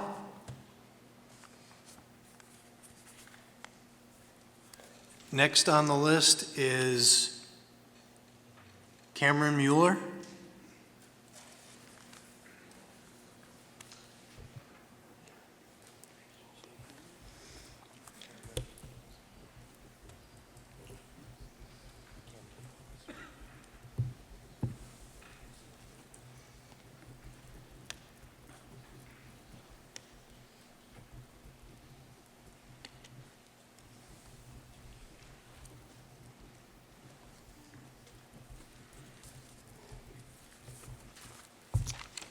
Hi, I'm Cameron Mueller, Plano resident since 2013. Just some of the things I want to point out that I've written down over tonight and gone over a couple other things. The last time I saw this presentation, there was like a 1,000-acre data center that was supposed to be going in that wasn't told to anybody, and now all of a sudden it's gone. So like, I feel like we can't trust anything these people are saying, just by thought. So the taxes, rough like envelope math, the town's only looking at like 4.5 million over the next 35 years from the 52 million. If you break that down, 35 million of the 52 million will go to the schools, which breaks down to about $1 million a year, which isn't really anything over 4 different schools that are already overcrowded and overpopulated and need to be expanded. Oh, where would we put another school? Oh, we can't because they're taking all 1,500 acres that we could put a new school. So, other things that we should be asking is like, they said the majority of any ground cover would be plants or native plants. Well, what percentage of native plants will be that ground cover? They're destroying 1,500 acres of native habitat that could be reclaimed for all of these endangered species. I don't know if you know this or not. The monarch butterfly is on a huge decline. We're about to not have them in the next 5 years. So just a thought there. Other things, the fencing material, where's that coming from? Is it going to be a giant bulk order from China? Or are you going to buy it from local distributors and manufacturers? Was that ever answered? Your PVHI effect studies, have those been put out? Your heat radiations or thermal pollutions, Have those been put out to the public? Did you ever do any studies about what it would cost you to put all of these solar panels on every available rooftop in Plano? Because again, envelope math, that only costs you about 115 million to 125 million, and it gets you about 60 megawatts of a power per year, plus gives the residents of Plano free power. So there's just that. Also, it's only going to produce 250 megawatts as soon as you turn it on. After that point, it'll go down to about 72% efficiency by the end of the 35 years. So we also need to ask, where's the water runoff and watershed going to go? I mean, all of these panels are going to catch all of the water. So Thank you. Thank you, Cameron.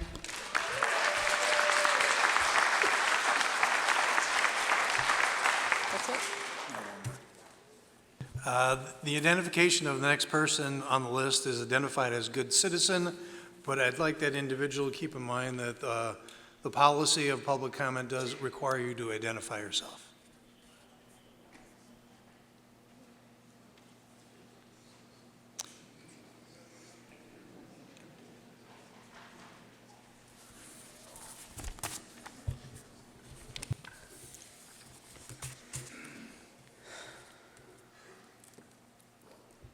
I believe in OMA. I don't have to say my name or where I live, but I am an interested party, and I believe that's been stated many times, so I think that should suffice. I would ask that you just identify yourself for the record, please.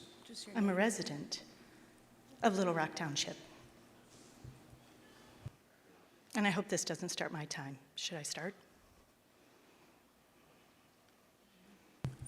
Proceed. Thank you. As the daughter of a retired operating engineer, Local 150 member, I have deep respect for the construction and the hardworking people who build our communities. I support the trades and the union, but I see your signs. However, supporting jobs shouldn't mean sacrificing the environment and the way we live, what we value right here in our homes, in our back door, and our front door, and our side yards, and our views. Before we move forward, the public deserves a transparent answer to a crucial question. Do any of the members of this commission or your immediate family members have a financial stake, land lease, or employment agreement with the developer of this project? If so, you have a direct conflict of interest, and you must recuse yourself from any and all votes on this project. But let's look at why we're all here. The question was asked before, but it was answered a little indirectly, so let's ask it directly. What's in it for the residents? We aren't asking what the project does for the city's tax base or municipal budget. We're asking about the residents who actually have to live with this development. Short term, let's just answer it. The residents, since I don't think I'm getting answers to any of my questions.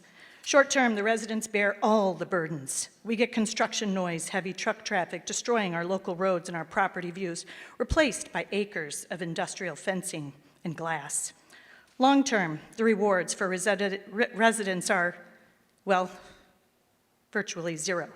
Studies show that large-scale solar farms routinely reduce property values for immediately adjacent homeowners. When the panels reach their end of life, the land is left scarred, and we run the risk of cleanup and decommissioning costs being dumped onto local taxpayers if the developers' surety funds fall short. We haven't talked about that tonight. While the city gets a check, the residents get lower home values, compromised landscapes, and zero reduction in our personal utility bills. This project asks the surrounding community to take all the risks and pay all the cost, while a private company, a handful of lucky leaseholders, walk away with the profits. That's a bad deal for the people that you represent. I believe Cliff tried to ask that question earlier today, Cliff Olson, when he asked what's in it for the residents. And you only talked about what's in it for the city and the municipality. So maybe you want to talk about the people who come to these things and answer their questions, what's in it for them. But I've just indicated that there's nothing. So thank you.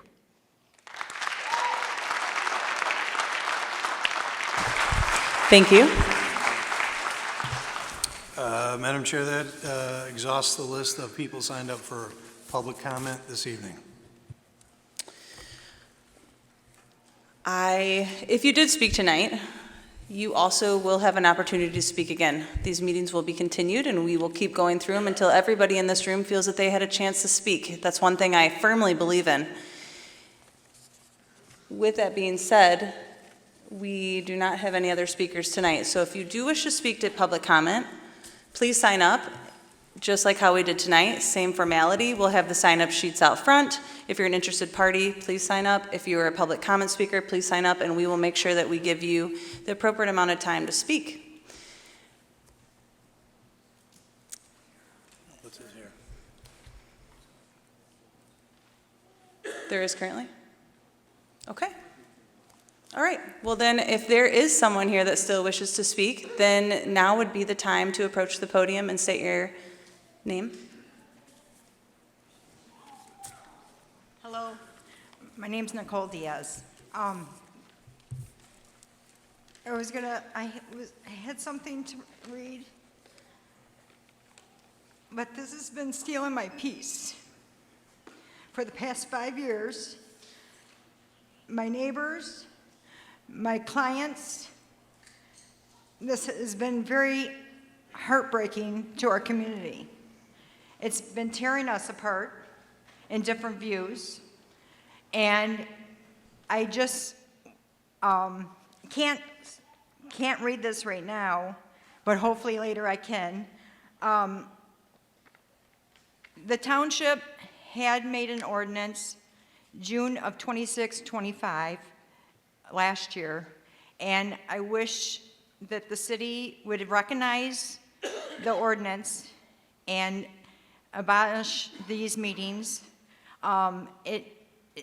This project is going to enable Plano for growth.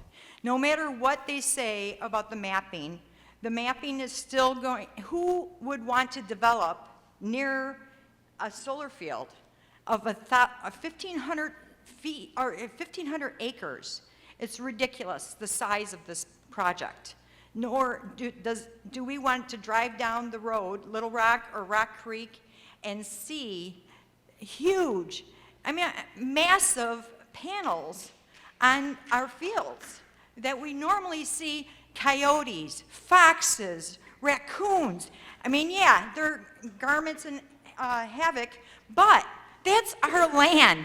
We moved here 24 years ago to be out in the country to enjoy our peaceful land. And that's where we want to stay. Thank you. Thank you, Nikki. Is there anyone else here before we move on from public comment that wishes to approach the podium? If not, you'll have an opportunity at June 15th. Do you so wish?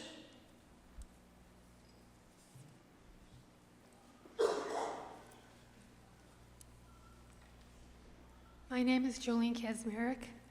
I'm not a resident of Plano, but I do live in Sandwich.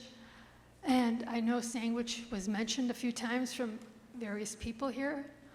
And I'm asking you two ladies up there to please keep your company out of Sandwich. I live in a nice little community of about 7,000 people, approximately, according to the population sign. And I believe, my personal opinion, I believe the majority of the people in Sandwich would not want a hideous solar farm on any of the farmland that is in Sandwich. So please, keep your company or whatever you work for out of Sandwich. Thank you.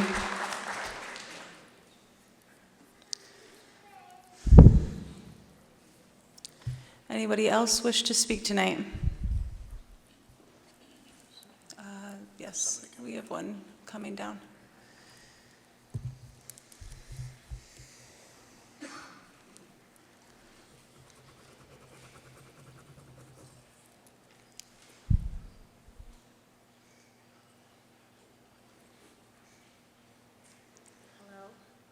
Hello, my name is Tracy, and I have been in Plano since 2013. what I can say is that I've been looking at this project for a long time, and the only thing that I got from it is growth and more being here today, knowing that this is helping our community grow. Our community has been standard and stagnant for years, and for us to have growth and then employment brings more people. We have no place to, there's no houses being built, we're just sitting here. I want to see businesses come in, if it's solar, if it's a big company that comes in that brings something that's going to have us grow, eat up some of our taxes. There's no reason why we're paying over $10,000, $11,000, $12,000 in taxes, and our houses are not in the commodity of a Kindle as Yorkville or Oswego. Me, I'm for the project. I have been here for years. I want to see growth. I'm tired of seeing our community just sitting here. I understand everybody's point of view of their farmlands and this and the location, but we also have to sit and think about where are we going to be in 10 years. I don't want Plano to be one of those towns that he spoke of that has disappeared. If you've ever traveled to one of those or traveled through it and seen where a town has been 20 years ago and now you go in and they don't have anything, I do not want. I love where I live at, but I do not want to be here in another 10, 15 years and there's nothing here. Thank you. Thank you.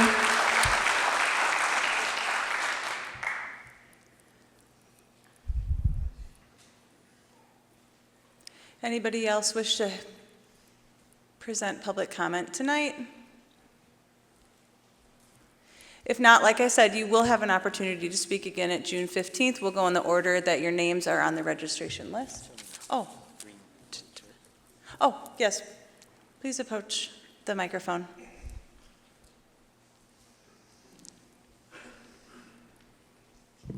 Hi, my name's Anita Kelly.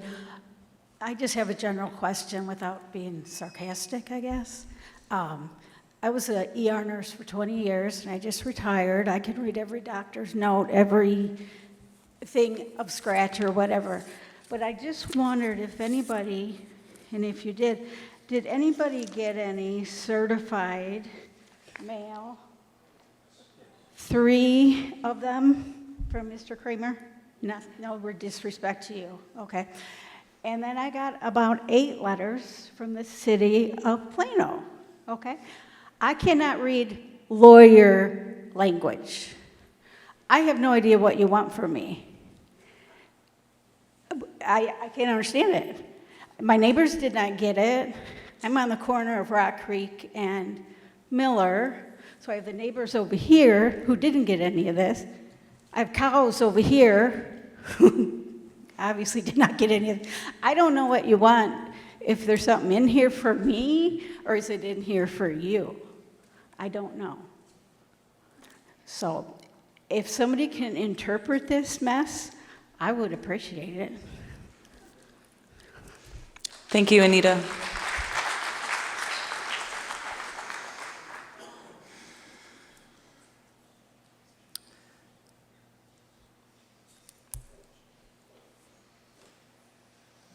Anybody else?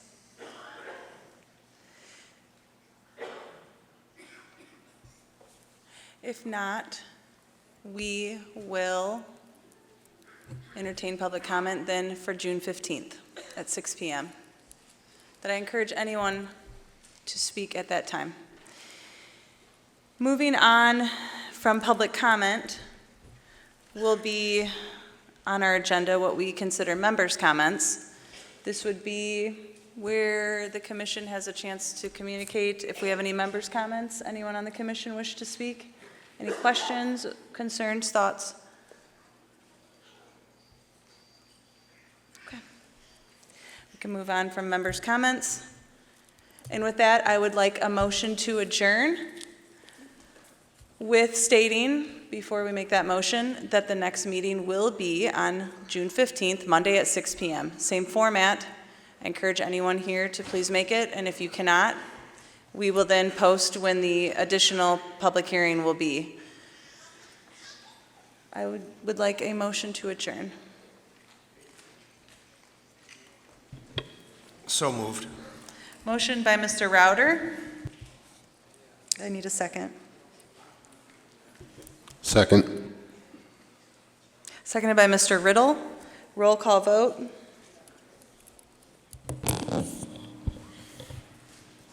Riddle? Router? Yes. Brummel? Yes. Carter? Yes. Klatt? Yes. Olson? Olson? Yes. Rodrick? Yes. Meeting is adjourned. We will see everyone June 15th at 6 PM.